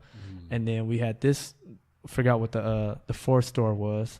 And it was like, all right, well, what if we print up this many shirts? We'll put, you know, we'll divide it up, put these shirts in the stores. We'll do an in-store. They'll perform, get people out, buy the shirt. Everybody was like, all right. So when we did the video, we were like, what can we do to like get people talking about it? It's like, I don't know. And it just kind of happened organically. Like as much as people say that, like it had, like we just started tweeting like Los Angeles type of shit. Like, oh, you know, like when Fedco used to be on rodeo, like stuff like that, like Los Angeles, like, oh, you know, when you pull up to the club in a Range Rover, and then you got to go home to that that 1-room apartment with 6 other people. And it was like Los Angeles, like it was like all these different levels, and then like people just started jumping in. So it's like Diz jumped in, and like not just the people on the song, but other people were like, yo, you know, and then you look up, and it was like, yo, we're trending, you know, and like we were trending #1 in LA. and I think it got to as high as 3 or 5 in the U.S. at one time, and someone at MySpace noticed it. Wow. And so they asked them to come in, and like, so we went to the MySpace office. Like, they performed it live. They live streamed it. There was DJ Buddy TV. So like, that was dope. So it was like all this stuff happening where it was like, yo, this is cool, and I'm learning different shit. But you know, in the background, I'm like, still, yeah, I guess it's gonna be $1 cheeseburger again tonight. You know what I mean? So that just takes just by the way, that just takes like a level of stamina, man. For real. Just to be in that place for so long. Yeah. While you're enjoying things that are actually becoming successful. Right. But not like monetarily. Yeah. Yeah. So it's crazy, man. Then it got to November of that year, and I had to really maybe a little bit before that, I had to really start bucking like, all right, I got to figure this out. Like, I got to find some kind of job. And I was like, the blog shit's easy. Like, you can still do it. Yeah. You know what I mean? So November 2010, I started at a Cashmere agency, Snoop's marketing company. So, and that was interesting because people I had met were working there. Like Jasmine, she was over there. She had like her radio show with Terry up at Pepperdine. She had a site, like she had helped do some events. Like we did some shit for Fat Beats before they closed. Yeah. And then Kristen, that I met through you and I, she was on the PR team. But while she was there, when she first started there, she was sending me a lot of their content for me to post on my site. Wow. So, and then I guess one of the head people in marketing, when my resume or whatever came through there, you know, I guess they did some cyber stalking. Saw my Facebook, and she's like, yo, any of y'all know him? And then Jasmine happened to be in the office. She's like, yo, that's the homie Eazee. Like, yeah, he cool. And he's like, all right, whatever. And he's like, it's not up to me, but, you know, they're supposed to have him come in and interview. So I brought in my portfolio, and he's looking through the stuff, and he sees something, and VP Singh, and he's like, wait a minute. You worked on this? And it was a project I helped do when I was working with Jaime. And I was like, yeah, I was working with my boy Jaime, and, you know, they said they needed this. And he was like, yo, I know Jaime. Wow. And then we get to talk, and he's like, yeah, so, you know, at the time, Taryn was working with us, because I've known Taryn for a minute. I was like, yeah, Taryn brought the project to us. And he's just like, so you did this? And I'm like, yeah. And he's like, okay. And then like he's looking through some other stuff, and he's like, oh. And I was like, yeah. And then we got to talking about like the internet and digital and shit like that. So he was like picking my brain on that. And I was like, yeah. I was like, actually, I'm familiar with the company because Kristen sends me like your content all the time. And then I told him, so he was like, you run Eazee Street? And I was like, yeah. And he was like, I'm Eazee. He's like, you know, you seem to pretty much know how a lot of this kind of stuff operates. So, I mean, there's a good chance that you can probably get this position. I just, you know, need to make sure that the department that's actually going to bring you in is okay with everything. And I'm just like, all right. So I went in, talked to her. She's like, yeah, Jasmine already vouched for you, but I want to fill you out. I'm like, all right. So we started talking, we vibe. She's like, you from LA? Because she was from LA. She's like, okay, so you kind of know what's going on. Yeah. And then besides design, with this other stuff, you seem to like have a good nose on other shit as far as like digital and marketing. Like, all right, well, we'll be in touch. And like next week, said everything was a go. Went in, started there. About 2 months in, the dude that I was kind of brought in to help got fired. Wow. And at the end of the year, so that was the next month, December, the guy I was helping, it was a video graphic department. But the one guy handled most of the video, a dude handled most of like the design stuff. So he's gone, and then this dude's leaving at the end of the year to start his own company. And then it's like, well, it's just you and the intern. Wow. So because of that, then I started having way more shit to do for work, which was fine. But then the blog started falling off at that point. So, you know, you get into this point where it's like that balance isn't always going to be there. Like, absolutely. You know, you always think work-life balance and whatever it is. But at the same time, that was like another job. And then, you know, you get to a point where it's like you get home, it's like I've been looking at the computer all day. Yeah. The last thing I want to do is go sit on, or, you know, it's like that shit came out 8 hours ago. Like, right. You can't. are you, and that was the point where it's like, who can do it first? Yeah. Right, For it sure. wasn't really about what the content was or what the spin. Everyone was just trying to get it up first. Like, I got the song first. No, I got it first. It's like, yo, they sent the email to all of you. Like, so there was that, and then it just kind of like, all right, less and less. And then, you know, there was certain stuff that were like, yo, we want you to premiere this Snoop song. Like, all right, cool. But it wasn't the same because the site wasn't having the same consistency. Right. But on the work front, things were moving because it was like, all right, now I'm pretty much in charge of this department. Yeah. They wanted to start expanding the department. They're like, all right, well, you want us to hire the intern? And I'm like, yo, the intern's fucking dope. Like, bring her in. So we do that. And then fast forward, South by Southwest 2011. So they're like, you familiar with South by? Like, I made the whole like pitch deck. We did the whole partnership with Vibe. They're like, yo, you worked on it. We want you out there because like you get it. Yeah. So I'm out there, and that year Cashmere did a fucking 4-day event with Vibe. And that shit was crazy. Like, they were still like, yo, we got to change this poster. Can you walk to Kinko's? And it's like, so I'm walking to Kinko's, and like, I'm up there doing this. And they're like, yo, we got this shit going on at home. Can you? I'm like, yo, y'all know I'm in Austin. Like, I'm with the execs. Like, well, you know, they're going to be, I'm like, I don't think the execs are going to be mad at me if this shit doesn't get done because I'm helping them do this. Yeah. Like, you know what I mean? So, exactly. like, there was that, and this was the year Nate Dogg died. Wow. So that was the show. We did the very final show of the 4 days was the Respect the West. And, you know, that was a crazy 4 days because I had the video guy, and then we were also taking photos. Some photos I took just to help, and then he was taking photos and video. Yeah. But I was almost like, in a sense, creative directing. Yeah. And because I knew artists, I was helping our PR person. Like, yo, all right, if you see an artist come through, like, can you let them know where the green room is? And then where the green room is, we got like the sponsor stuff. So like they're supposed to get stuff. Or if I'm handling this interview, can you just kind of like, yeah, like whatever you need. Because I was like, I know Casey. So if Casey walks through the door, I ain't got no problem talking to Casey. Yeah. Like, it's whatever, you know, we're like, oh, so-and-so, yeah, I know his publicist. Like, yeah, everything's good. Like, it's all aligning. Yeah. So we're doing that. But it was like crazy because we do that. The show might end at 2:00. Then we have to go back to the room. So my boy's going through the footage. He's trying to cut it up. I'm going through all the photos, making sure like the photos are right. Like, okay, we can use this because they need X amount of photos per artist that perform. These are full-on showcases where you're getting 12, 20 acts a night. They might bring out a guest, and you got to have that moment. So it's like, I'm texting, I'm like, yo, so-and-so's about to bring so-and-so out. I need you to the stage. Yeah. Like, yo, fuck the B-roll for the for the little red carpet interview. Yeah. I need you to the stage kind of shit. So, you know, we're going back and forth doing that. And it's like, then we get back to the hotel, do that because Vibe needed that shit to post in the morning New York time.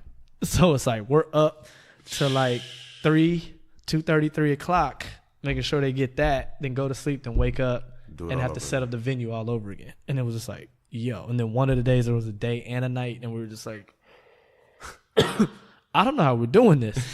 So, you know, the last night was ill.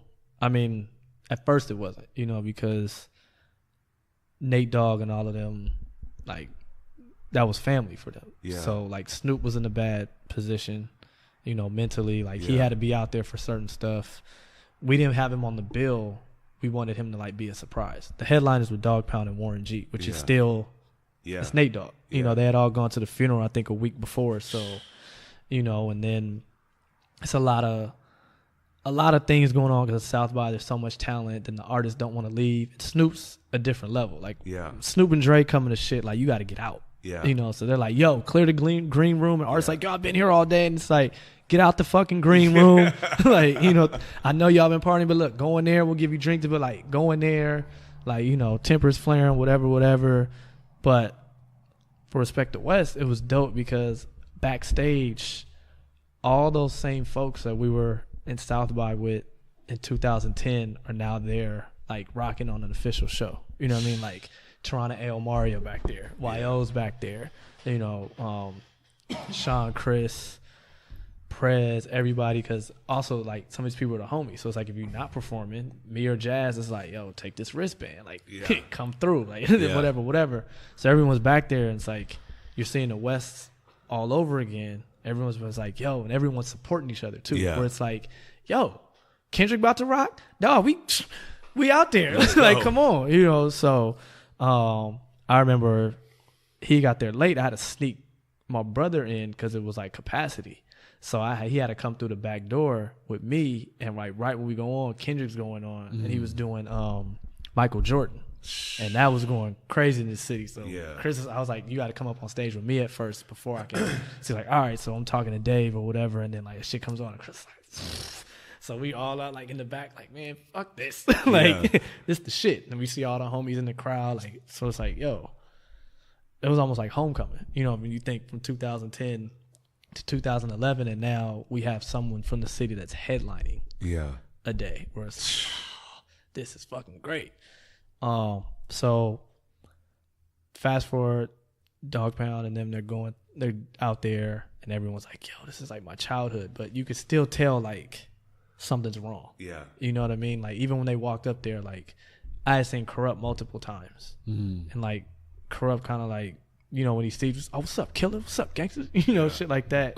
You know, like usual Corrupt. But he just kind of like, and I had on like a Crenshaw hoodie, and he walks past, he's like, what's up, fool? And I'm just like, and you know, Daz is kind of like, he not speaking. Snoop is usually like the life of the party. He just come in, he's just like, you know, so we had to get everyone out of there. So they're all in there. So they come out, you know, they're grooving. Like, yo, we doing this for Nate Dogg, but like, something's just missing. So whatever went on in the back, the big homie basically like showed Snoop what was going on, and Snoop just kind of like, I gotta be out there.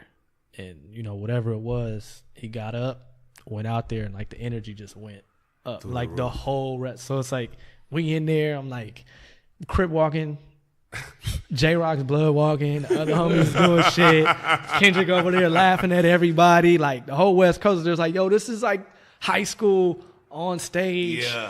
And it's like, it's sad because Nate Dogg was gone, but it was like you could tell that they were doing it for him. So like for us, like everyone there is like, yo, it's Snoop. So regardless of what city they're from, but like for people that were there from the West Coast, we were just like, this is like one of those moments, bro. Absolutely. Like, this is great. We all went home that night like, dog, we saw that. And it's like the timing of it was crazy. And it was like, I remember, I think while we were getting the video for that shit, I was like, y'all already had this in my drafts for my site. so as soon as Vibe says it's a go, 5 minutes later I'm posting. Because I was like, that was just, absolutely, it was a moment. So, you know, fast forward, so I'm at Kashmir up until like March 2013. So like I'm working in that, we're doing all the music stuff. And then like at the end of 2012, there's like a new content platform they wanted to do. So they kind of moved me into that.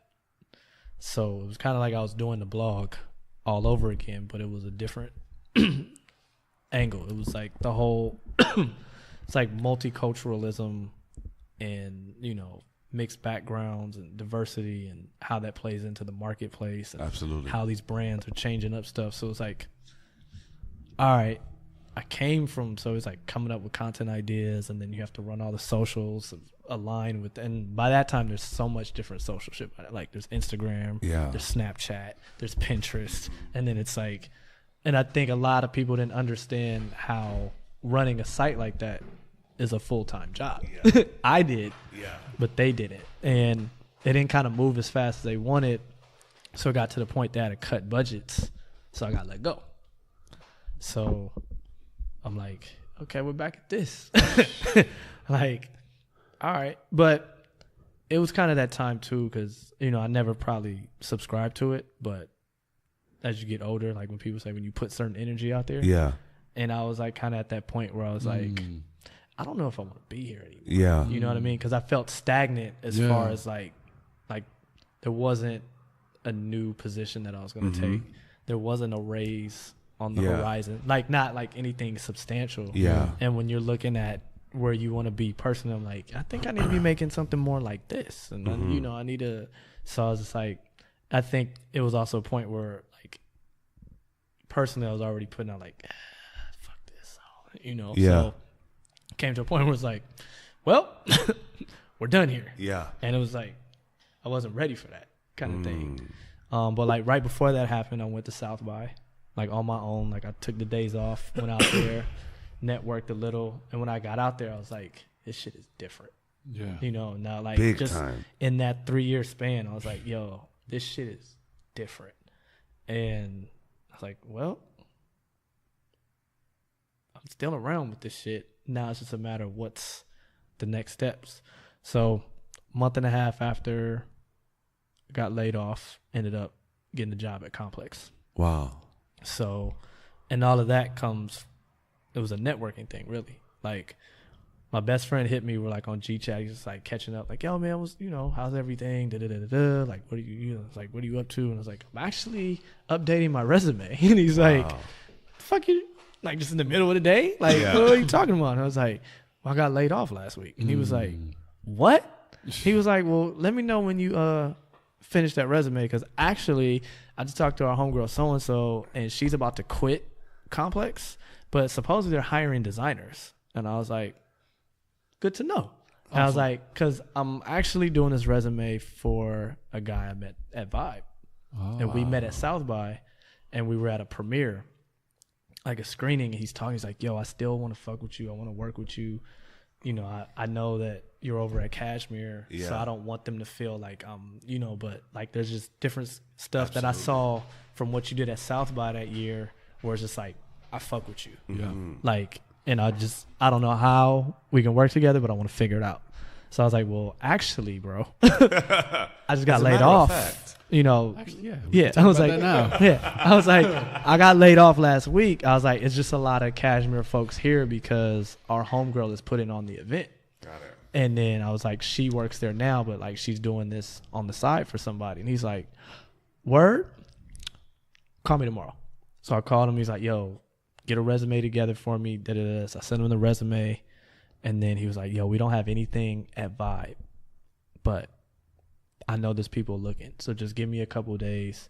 So he sends my resume. My best friend sends my resume to our friend. And then they both, within 30 minutes of each other, send my resume to my boss now. Wow. That's crazy. And so he's looking, he's like, crazy. So I guess they hit me like right away. I was like at lunch, so I didn't see the missed call. So I get like an email from the homie at Vibe. He's like, yo, they're trying to contact you. Like, and I was like, what? And I looked, I was like, oh, I do have a missed call. It's like a New York number. He's like, that's probably them. Like, call that number back. So I talked to him. We do like a phone interview. They're like, you know, how early can you start? And I'm like, well, it's my birthday next week, so I'm going to Miami. Yeah. And I was like, because I had like saved some money because I knew I was taking that trip before I'd even got laid off. I was like, so I'm going there. I'm about to have a birthday out there. Like, Ashley Outrageous, she's 2 days after me, so she was having something out there. I was like, yo, we going to Miami. Fuck yeah. It. Like, Straight that's up. what we gonna do. So they were like, all right. And I was like, but that Monday, pretty much everyone is leaving, and I just have a late flight, so I'm just chilling. Like, I'm on East Coast time, so if you guys want to do this follow-up call, whatever. So we did that. It's like, yo, we like this. We're gonna send you something. It was like a little, I guess, test or whatever. Like, so if you can send that back to us, they're like, you get back tomorrow. If you can send that to us by like Thursday, send it back Wednesday. And they're like, you seem to know what the shit is. It's like, well, I had to make pitch decks and ad banners and all sorts of that shit at my last job. And they're like, you want to start next week? And I was like, I could start tomorrow if you want. And I was like, my vacation's over. Yeah. They're like, all right, well, Thursday, you know. So I started. I did a freelance there for about 6 months, and then I've been there in the marketing design department since. That's incredible. It's like I'm there, but it's still digital, you know. And like when I got there, I started to understand a lot of the shit that I had no knowledge of when I was running my site. Like, oh, this is how the ad network works. So this is like what I should have been talking to them about. You know what I mean? Or like, oh, like I can lay down guidelines of what type of shit I don't want advertised on my site. Had no idea. You know what I mean? So it's like I could have been like, yo, I only want you to run tennis shoe and music content. You know, like don't send me a Target sale. Nobody that comes to my site cares about. I mean, they might care about Target. They don't care about a Target ad. Like they just go to Target. You know, it's almost full circle at that point. So, you know, then I started seeing also like how people were monetizing content, where you start seeing, I was like, so this video was paid for by. There it is. Oh, okay. Like, no wonder this video's everywhere. You know what I mean? Or like seeing how they have a network where certain content happens. Like, no wonder all the sites posted this at once, because this is part of the agreement. You know what I mean? So it's like, oh, shit.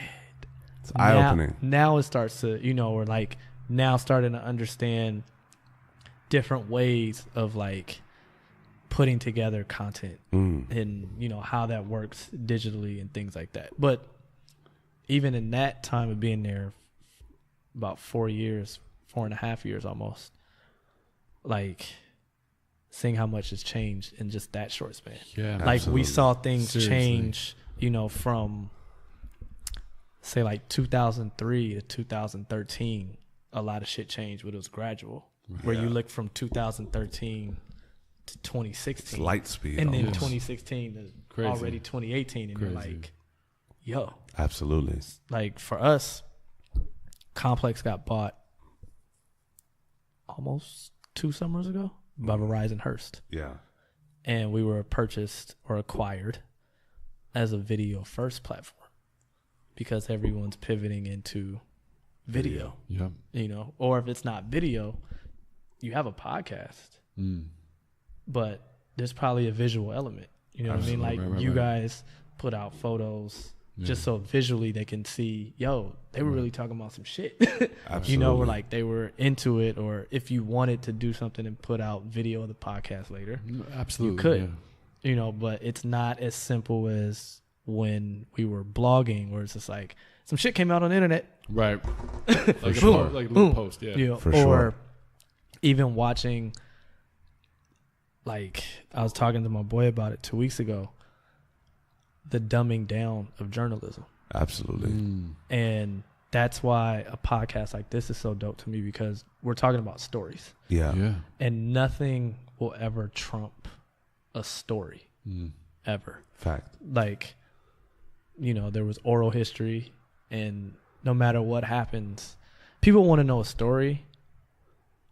It's just how to give it to them. Yeah. You know what I mean? Like, we all watch sports, but there's something about that ex-player that comes on and gives you like, yo, I remember when I was a rookie and fucking da-da-da-da-da. You're like, what? Like, that's crazy. Even though the internet will kind of microwave everything. Yeah. Or there's a lot of clickbait. You know, there's no substance. So it's gone away from who can be the first to post something to who can put the craziest headline up to get you and opt in. Yeah. And it's like you see stuff and it's like Rondo called Kobe an asshole. And then you read the article, which is only like 3 paragraphs. Yeah. And it's totally out of context because Rondo says something like, Kobe's an asshole like me, and I love that about him. But the headline makes it sound like, yo, there's a beef? Like, yo, when did they start beefing? Like, they were just at breakfast 2 days ago. Yeah. So, and that's the thing that kind of like, I guess, hurts in a sense. And like, I've had people ask me like, so you gonna do the blog again? Like, and I'm like, it's a hard question to answer. Yeah. Because when I look at the state of things, it's not the same. Yeah, and I don't know if that same passion will be there. Absolutely. You know what I mean? So for me, it's a lot of like, people ask me like, so what's, I was like, I own it. The .com's not going anywhere. Yeah. And for me, it's, if I move back that direction, it's a matter of what's the presentation of it. Absolutely. What's the heart of the matter? Like, it'll always still be, you know, about the city and that talent. Yeah. But now it's like, in what manner? Yeah. You know, how do you tell that story? For sure. Because like I've talked to like Dave from TDE, Thurs, Tehran, and they're like, the city has gotten to a point where everyone loves us. Yeah.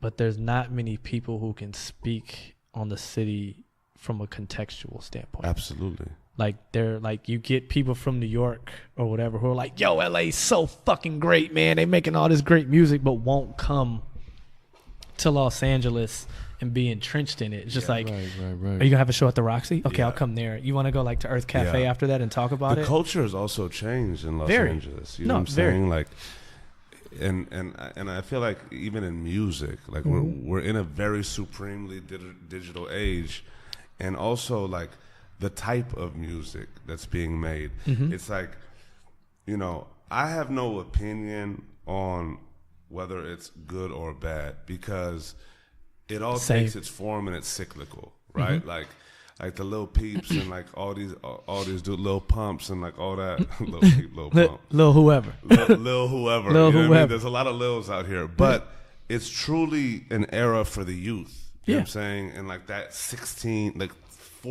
to 18-year-olds that are coming on SoundCloud and popping up. Like last year you were nobody. This year you're skyrocketing to 6 million followers on Instagram and all that. Absolutely. I think also, and like I get on people my age all the time, the music's always really been youth-led. Yeah. But we forget that at one point we were the youth. Yes. Right. So there was a lot of hype that we fed into when we were younger. Yeah. Like the 90s was a great era. Don't get me wrong. Truly. But when you backtrack, there's a lot of bullshit that... For sure. Like, I'm not going back to this. Like, DOS Effects. Yo, that was my shit. Whatever, 6th, 7th, 8th grade, whatever that was. Bum stickity, but it was nursery rhyme shit. For real. But the fact that they were affiliated with EPMD, Hit Squad, and all that kind of stuff, it felt better. You know what I mean? Like, it felt like it was coming from that same essence. The production was... So you were like, yeah, this shit goes. Yeah. If I go back to it now, I'm like, yo, he's not rapping any better than the shit you're clowning your nephew for listening to. Like, it's the same shit. Or I was like, it's just a different incarnation. And we fed into different hype. Like, you know, there's people who fuck with this artist because so-and-so co-signed. I'm like, yo, to this day, I still think Group Home was whack. I was like, granted, that first single came out when I was young and the video was all over BT and it was on the box and Premier produced the album and Premier is co-signing them. And I'm like, yo, they gotta be hard. Yeah. You know, and I look back and I'm like, what was he talking about, bro? Like, check this out. You know what I mean? So, and we had a lot of one-hit wonders back then too. Yeah. And I mean, it's all relative at the end of the day. And the thing is, the digital era has taken the blanket off. Yes. For better or for worse. Yes. Like, I remember the barriers to entry are completely obliterated. Yeah. And like when B2K, before they were B2K, I remember Fizz, Omari, like they were taken out of school and they were trained.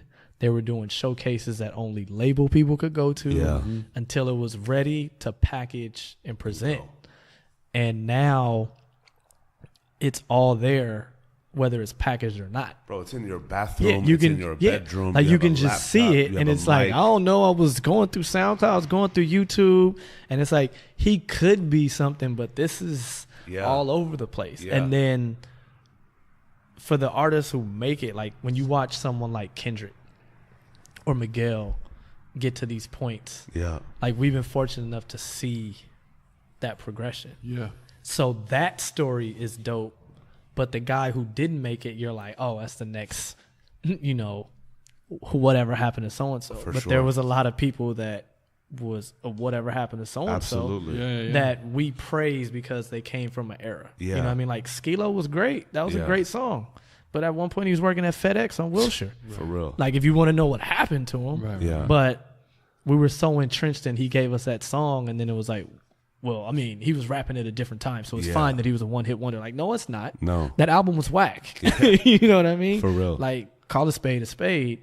So it's just a different time, and, like, everyone, I think also because of digital and everything so fast and everything so sensationalized, everyone feels that if I yell it loud enough, they'll hear me. It's truth. Yeah. You know, like, yo, that fucking shit is whack. Fuck mumble rap. And I'm like, it's not really that much mumbling if you listen to it. It may not be because it's not the traditional sound, or like there was a lot of stuff that everything had a sound that way. There's a lot of dope rap in that film. There's a lot of shitty rap. I mean, it's all relative. Right. You know what I'm saying? And it's an evolution of music. And I truly feel like that's what I love about, you know, delving into the depths of your journey. Shout out to your Sturny.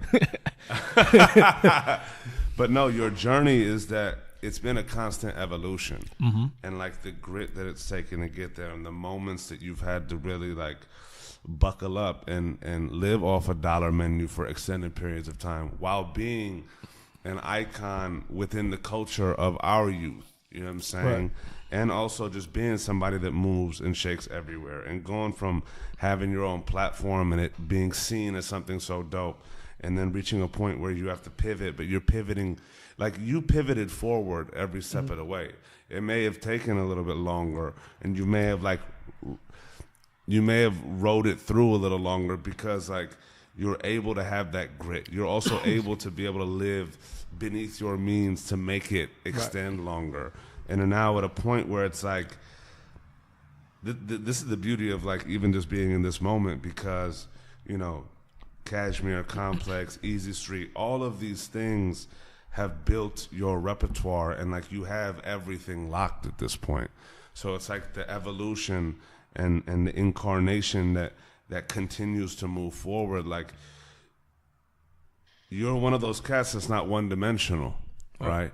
Now it's beginning to be at the point where it's like, you know, the world is at your disposal, whether it's at the current company you're at, another company, or even like embarking on a new road. I feel like your journey has allowed you to truly like build a foundation that's far more expansive and vast than many can have, because it's so multidisciplinary and it's so multicultural in terms of its reach and its grasp. And it's a beautiful thing to be able to see that, because like you don't find people that have that ability to withstand and also continue to grow like you do.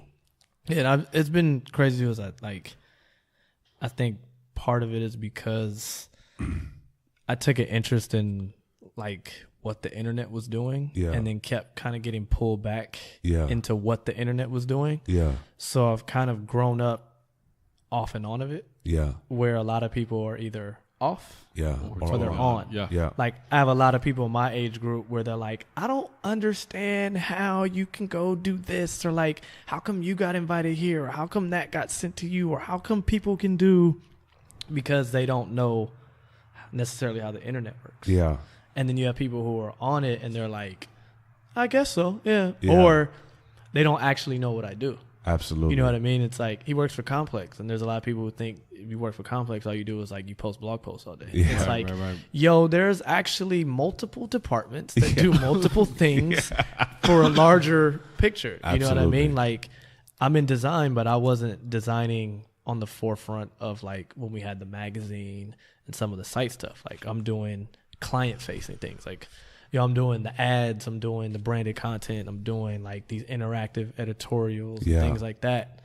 And there's a whole other team that I don't have any FaceTime with that's actually, and on this page we're gonna do da-da-da-da-da-da. But what they do is just as important as what goes on over here. Absolutely. Because this is what's bringing the revenue in, and this is what's doing that, and this is what's facing for the audience, and this is what's client facing. But people won't. They're like, so what do you do over there? So like, do you guys just kind of shoot the shit? You listen to some mixtapes, or like, yo fam, or it's like, I'll run as yo, I know you don't have your site anymore, but I want to send you this shit, right? It's gonna be hot, it's gonna be fire, you can get it posted. And I'm like, bro, I don't write articles, like I can't even, like I'm not even all of them are in New York. I'm here in Los Angeles. I mean, I can send it to some people, but, you know, and even now, like, as stuff is moving, like, it's gotten to the point where I just have to tell people, like, yo, don't send none of your music to me. Yeah, please. You know what I mean? Like, I'll come listen to it,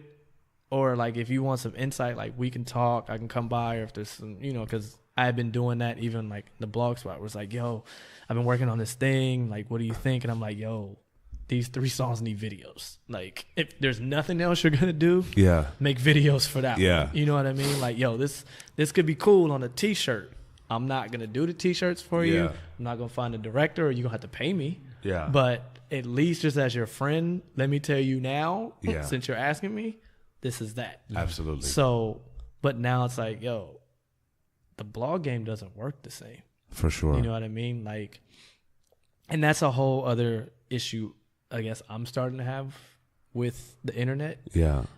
And I don't think a lot of people are paying attention. Like, we're losing the internet. Yeah. As far as how we knew it. And everyone's so consumed in what happens on the internet. Yeah. They're not looking at the internet. Mm. Like right now we're having, you know, there's a reason someone like Verizon Hearst is looking into platforms like Complex. There's a reason why YouTube is taking up certain talent and signing them. Yeah. You know, and in 2008 to 2011, there was a lot of self-discovery. You know what I mean? Like you can just move around. But now we're at a point where the larger blogs are telling you what's cool and what's Absolutely. not. Exactly. And that's becoming the new TV. Mm-hmm. And I was telling people, I was like, yo, if you notice, all the old TV companies are buying all the internet shit. Yeah. And they started getting the money to do it because they started buying the telephone companies. Because the telephone companies were losing to the internet. So what they start doing, either buy or partner with the internet. Yeah. And now the internet is buying the voices on the internet. Because at the end of the day, I was telling people, I was like, they want to control the narrative. Yeah. And that's the biggest thing. Like the For biggest sure. thing anyone can do is control the narrative, for better or for worse. Right. You know what I mean? Like you guys have a platform where you control the narrative as far as allowing people to tell their story. Yeah. Mm-hmm. So in that standpoint, I get to control the narrative because I'm telling you my side. Like no one's going to come in and tell you my journey. Yeah. You know what I mean? Right. But that also helps control the narrative where, like you said, people can now identify with what goes on behind the scenes. Yes. How did you get here? You know, where when you're watching something from the control standpoint, they don't want you to know the stories. They want you to know the highlights. Yeah. Exactly. You know, we're like you said, with Instagram, we see your best life Yeah. All the time. on Instagram Yeah. because personally you can control the narrative. Absolutely. I'm not depressed. I Yeah. just bought a Fendi bag, bitch. like look at me, Yeah. you know, or Y'all don't know I'm in the fitting room wearing this, but right, like shit, you know, like you know we what got I mean? this on. So, and that's kind of the where every now and then I'm like, yeah, I'm gonna do it again, and then I'm like, do I want to? Yeah. Because what is doing it yeah, again? like the narratives are different, and how I want to portray or quote unquote control the narrative may not fit with what's going For on. sure. And not that I want to be with what's going on, but it's like if this is going on and someone needs the opposite or they need to run away from that, what becomes that? Factual. And without doing it in a way that, like, she was like, yo, you should do a podcast. And I'm like, everyone does a podcast. Yeah. And that's not a bad thing. Yeah. But it's like I also know a bunch of dope people who are doing podcasts, like YouTube. So the last thing I want to do is like, I'm going to do a podcast just like that. Like, no. Like, my friends do one that's amazing. So if you're going to do a podcast, what's that look Yeah. like? What's You your know? narrative? What's Yeah. your why? Like, Exactly. all of these things And- come into play. You know, it's so much of your journey is being a part of something bigger that drives you. So much of your story was that, like, when you look at the reasonings for what you did, and yeah, at the end of the day, you're like, look, it wasn't that stop doing your blog because you had to get a job. There was a shift that was happening in the culture. There was a shift that was happening in the industry, and a shift that's happening online in the internet in the digital age. So, like, thinking about that and kind of going to, like, being a part of something bigger, like, what do you see, where do you see that existing in kind of like in your journey? And also for people listening to this that kind of have that mind of, like, things that you're going through currently. Right. They want to create content, they want to do something, but they know, like, there's this weird game of the internet that is so fast, so competitive. so overwhelming. You know, Right. how can you create kind of that essence of deeper purpose? I think it goes back to like, as cliche as it sounds, like you have to do it because you're passionate about it and you love it. Like for everything where it seems to be like a quick hustle, it'll probably burn out just as quickly because you're not looking at it long term. You're hoping like, all right, I'm gonna post a couple things. I'm gonna get this one interview. I'm set. Yeah. And then when it doesn't happen, you're no longer interested because it was nothing that you really had a deep passion for in the first place. Like we're into the journey of things. We're into the greater community. We're into the storytelling. So the stories are always going to be there. So like you can share, you know, it's the 59th story for you guys and they're all different. So it's a pleasure or a passion for you. Like, all right, let's set up the next one and so on and so forth. Yeah. Like when I was doing the site, like I started noticing there was a bunch of people like about 2 years after me that wanted to start doing like blogs because everyone thought it was easy. Yeah. You know, or people saw like, all right, Two Dope Boys got ads. Even Eazee got ads.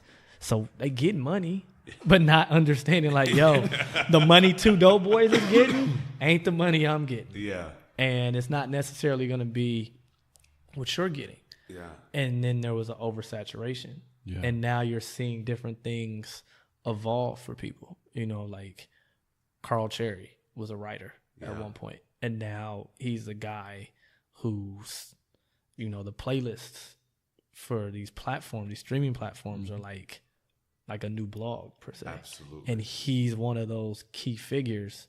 So he had to evolve a different way. Yes. Right. Tunji was a rapper. Yeah. A rapper's rapper. A rapper's rapper for and sure. Now 100%. He's A&R and he, my favorite rapper. Right. Like for real. Yeah. Like, and I remember Tunji introduced me to Dahi, you know?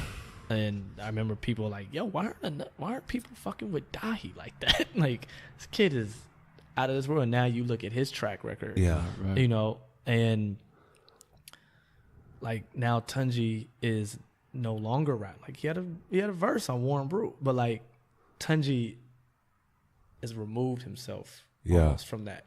And his evolution, because he's still passionate about music and understanding it now, you know, he's able to find talent like Bryson Tiller. Yeah. Go Link.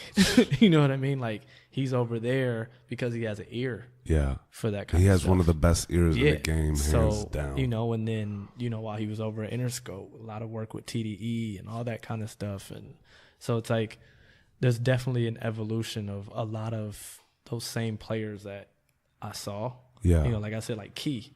You know, she was managing Grip.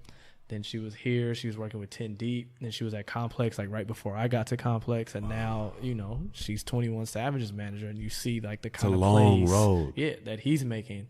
And a lot of people want to do things like as a quick hustle. And when you do it that way, it'll fizzle out just as quick. That's the weirdest part because it like the internet and everything that's going on caters to that mentality. Yeah. It makes you think that it's all at warp speed. Yeah.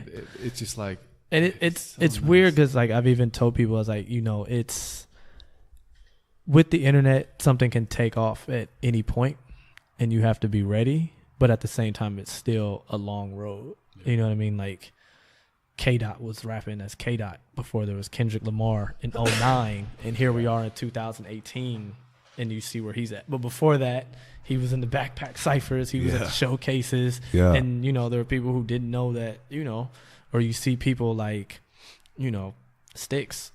You know, I know Sticks has been at it for a minute, and now I feel like he's finally getting a platform and a recognition that he probably should have had a long time ago. For sure. But sometimes those journeys are different. You know, we've seen like Pac Div was like strong out the gate, and then, you know, they kind of started off doing different things. Light got into production. Got a placement on Kendrick, worked with Anderson .Paak. Yeah. And, you know, then I'm hearing the Pac Div Boys is back in the studio. You know, we thought You and I was forever. That didn't happen. Tirana and Omari were solo. Now they've got a duo. Yeah. So it's just interesting watching those things. And it's always like an evolution no matter what. Absolutely. You know, like for a platform like Complex, like I remember when they popped off and it was a magazine. Yeah. Yes. And now I'm there and we're getting into online TV programming. Yes. You know what I mean? So Facts. it's like, I always said I wanted to work at a magazine. Technically, I did that.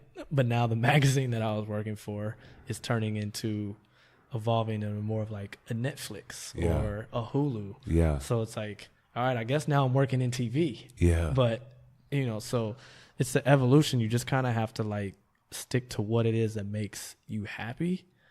And it's difficult to gauge. Like I was talking with a friend the other day, like I feel like the last 10 years or so, 10, 12, I've been able to kind of pinpoint what's next. Yeah. And right now I have no idea. Mm. And that's like, Is it's that a good thing or bad thing? both. Like it's good from a standpoint of, I think we're entering that portion where anything could happen again. Yeah. Where like how the blogs took off, where everyone was kind of like, okay, hey, let's do this. And then you were able to move freely. But at the same time, it's different to me because as much as I want to say we can move freely, the pieces that I'm seeing come together suggest everything that's not a free reign. Mm. You know what I mean? Like everything is someone's trying to control something. Yeah. And then like the whole net neutrality thing, like I was like, yo, like when you're looking at it, these are bigger players trying to control For sure. the info because the internet blew up to a point where no one knew how to control it. Yeah. And there was a point where we could run wild on the internet and we were free. Yeah. And you know, a lot of people were able to evolve, myself included, because there was this period where you could experiment and just kind of see, you know, like there was a point where a rapper could just throw a song out on the internet. We'll see. And now, like when people come to me like, yo, we want to, I'm like, no. Yeah. First thing you want to do is finish this project, Yeah. or at least be 80% done. Figure out what videos you're going to do and really have a plan. Yeah. Or you start finding out, you know, some of y'all going to hate me, but there's a lot of people who are signed and they're moving as they're independent, and that this whole thing has been mapped out Yeah. for years, Far like a in 2-3 year plan. For Yeah. sure. But it's being presented, and now that's where you get all these other kids where they're like, so all I got to do is just make a couple songs, right? Yeah. No, For real, it's, no. it's not it. But you know, it's a matter of that emotional tug and that clickbait Yeah. for the reader, where it's like, yo, this guy's been selling out tours for 2 years straight with no backing. Yeah. Like you didn't Okay. film that $10 million video off of show money, bro. you didn't do it. Like there's no way. But For real. I commend you for thinking though, or Yeah. Right. allowing people to think that that's how it's happening. So with that's where like the internet's in a weird place for me. And I think part of that is, I don't know, I've been thinking about more stuff that's like tangible, you know, and I think like I come from an artistic background where I can appreciate the tangible. So like, I appreciate a magazine as Yeah. much as I appreciate going on your website. Absolutely. So like I have no problem going to a bookstore and going to the magazine section being like, oh, High Snob got a new one, and just taking the time to look at what that is. Or like as much as I can stream whatever I want on Apple Music, I don't mind going to Best Buy and be like, I'm about to go buy Kendrick's album. Yeah. I'm about to go buy Miguel's album. Yeah. I want to see the artwork on the Yes. inside. I want to read the credits and know that I can like take this, put it on the shelf, Yeah. so on and so forth. So like I've been toying with the idea of putting out a physical Eazee Street magazine. I don't know what the content will be.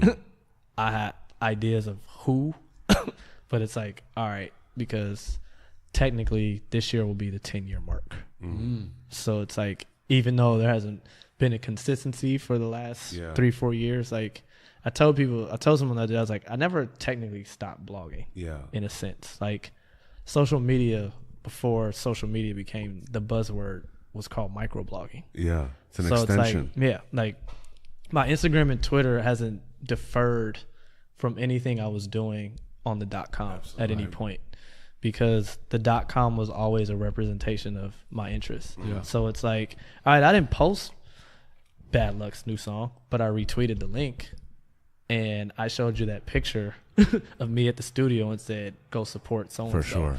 I still went to that restaurant that just opened up and you got a picture of this food.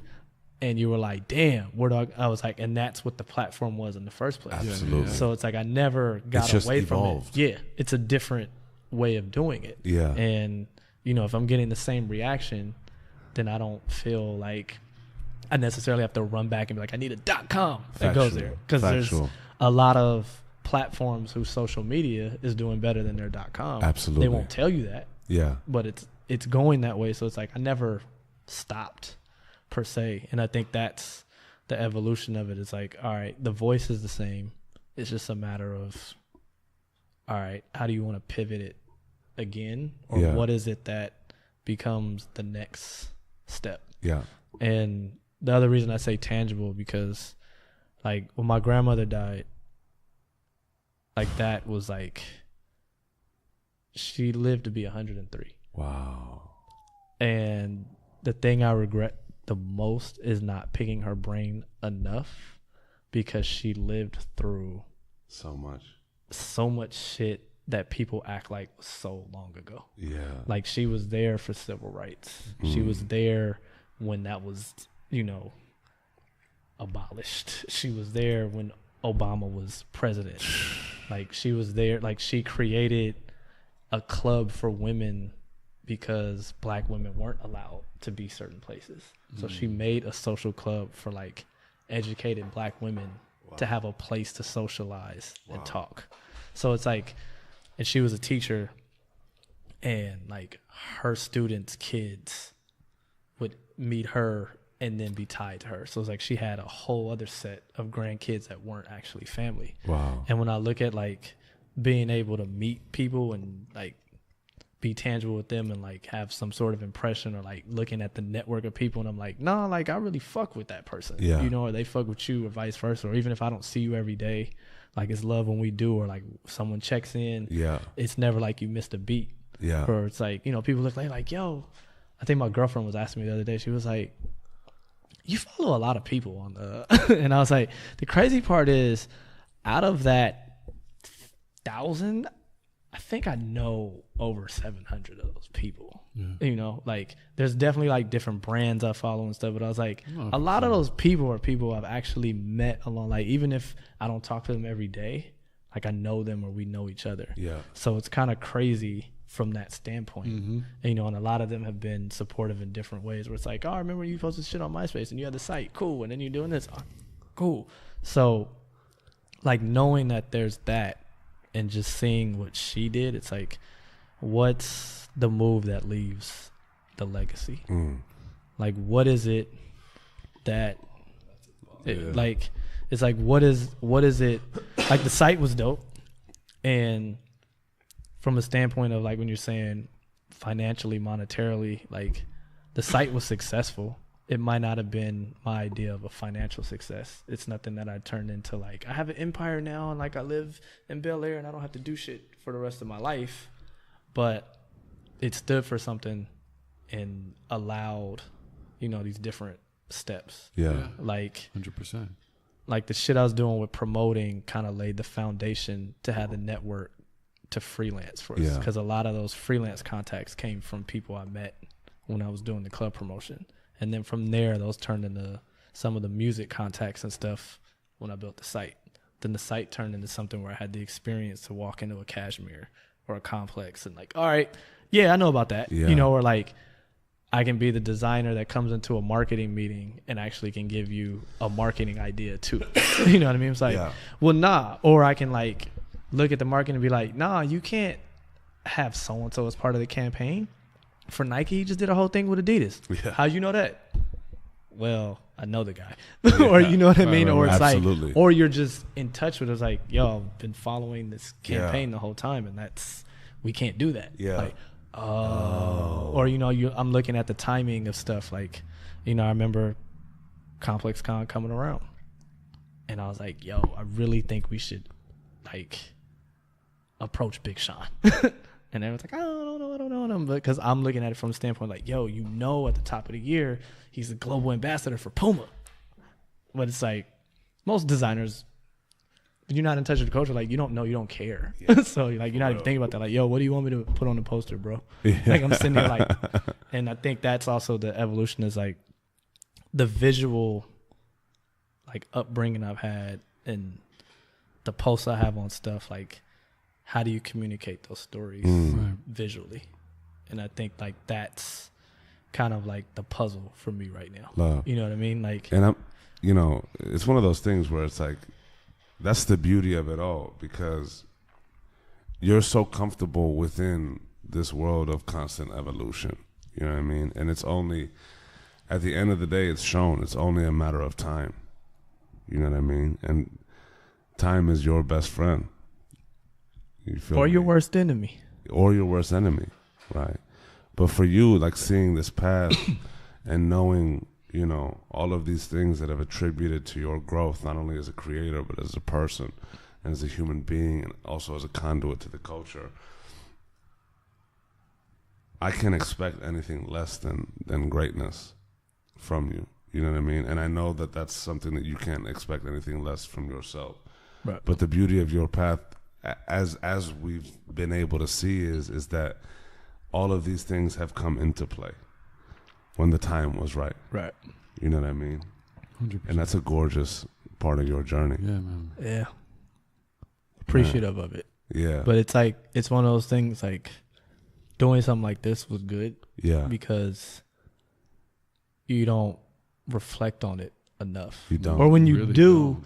you just kind of like, yeah, that was cool. But when Yeah. you're sharing it, Yeah. it's a different like, damn. Yeah. That's I did that. That's right. Yeah, you don't really get those opportunities to go through your own story. Yeah, and that's the thing too. Like when I was working with Cashmere, and now that I'm at Complex, like some of the things I try to do is like, and that's the thing about the blog too. Like I told you, I was like, I can't just bring the blog back and be any blog.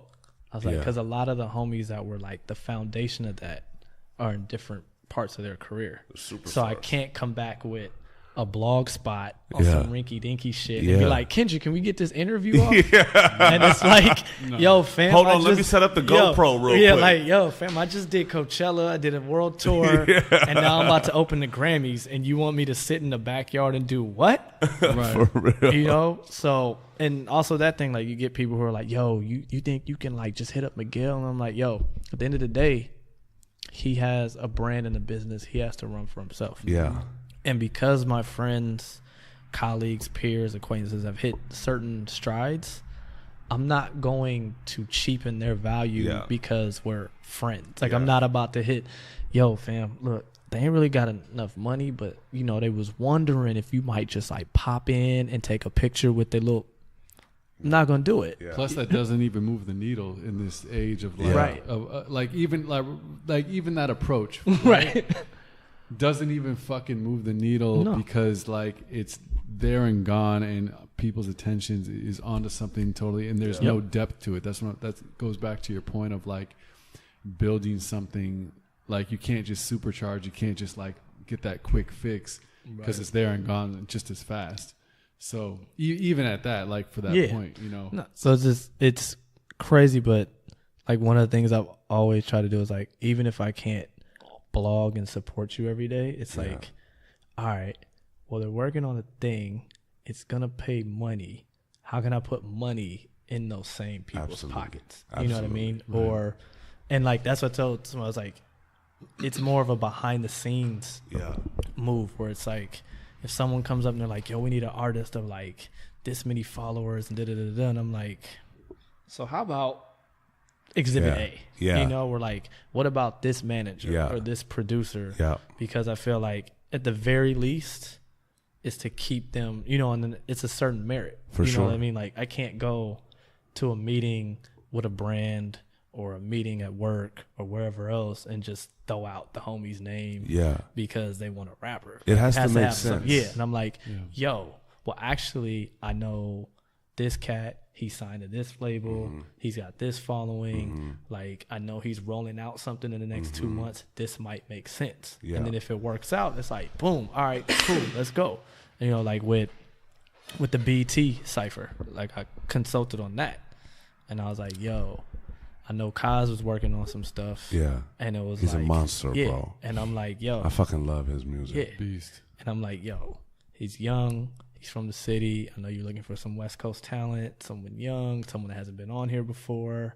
I was like, he's affiliated with Dreamville, like he signed with them. So if you need some kind of like, and then they could look at it like, okay, this checks off, rather than me coming in like, y'all met this kid the other day, he be rapping. So, and I think that's been the part of getting people to understand that as you evolve, because people are so used to how it used to work. Yeah. Like, or everyone's holding on to like, remember like 5 years ago when we did like, well, 5 years ago. That's a different universe. So like, that's not even Earth. It's just like, right. Like, we're in a different planet right now. For real. We're operating from Mars, bro, and you're still. Yeah. You talking about AIM. And we over here. You wanted to aim me the contract. But like what we said, on the break is like, I was telling Anush, it's so cool to hear your story like this and really get that history kind of LA through your lens, because it brings together like the culture, the community, but also how this has changed so much and what those things, what they meant back then of what they mean now. Yeah. And how that's even changed and kind of redefining that. And I think in anyone's journey is you have to learn to pivot. You have to learn to evolve more than anything, because like shit is moving faster and faster. Yeah. And what you set out to be and whatever goals that you're looking to achieve, whether it's the professional you think you're going to be, you have to be prepared that can look completely different once you get there. And appreciate that our pasts really influence our present. Yeah. You know what I'm saying? Like in the current moment when, we're looking at it, it may be really arduous, or it may be really hard, or we may never see a light at the end of any tunnel, right? But everything that we go through is literally building us based on experience and how we deal with them to handle things in the future that we may never expect in those dark moments. Right. But those moments really allow us to, be prepared when it presents itself. And I think your story really shows that in the most beautifully poetic way.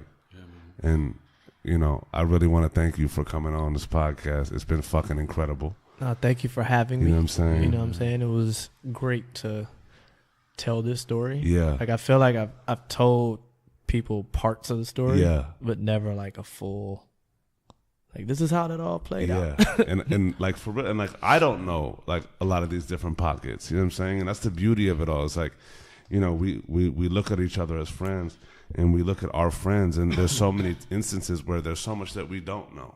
Right. You know what I mean? Which is a beautiful part of the story, but to be able to get that, I feel like it really allows one, and I feel like Joe and I are very fortunate to be able to go through the depths of these stories with people and really get there, and build a foundation to give them to the culture and the youth.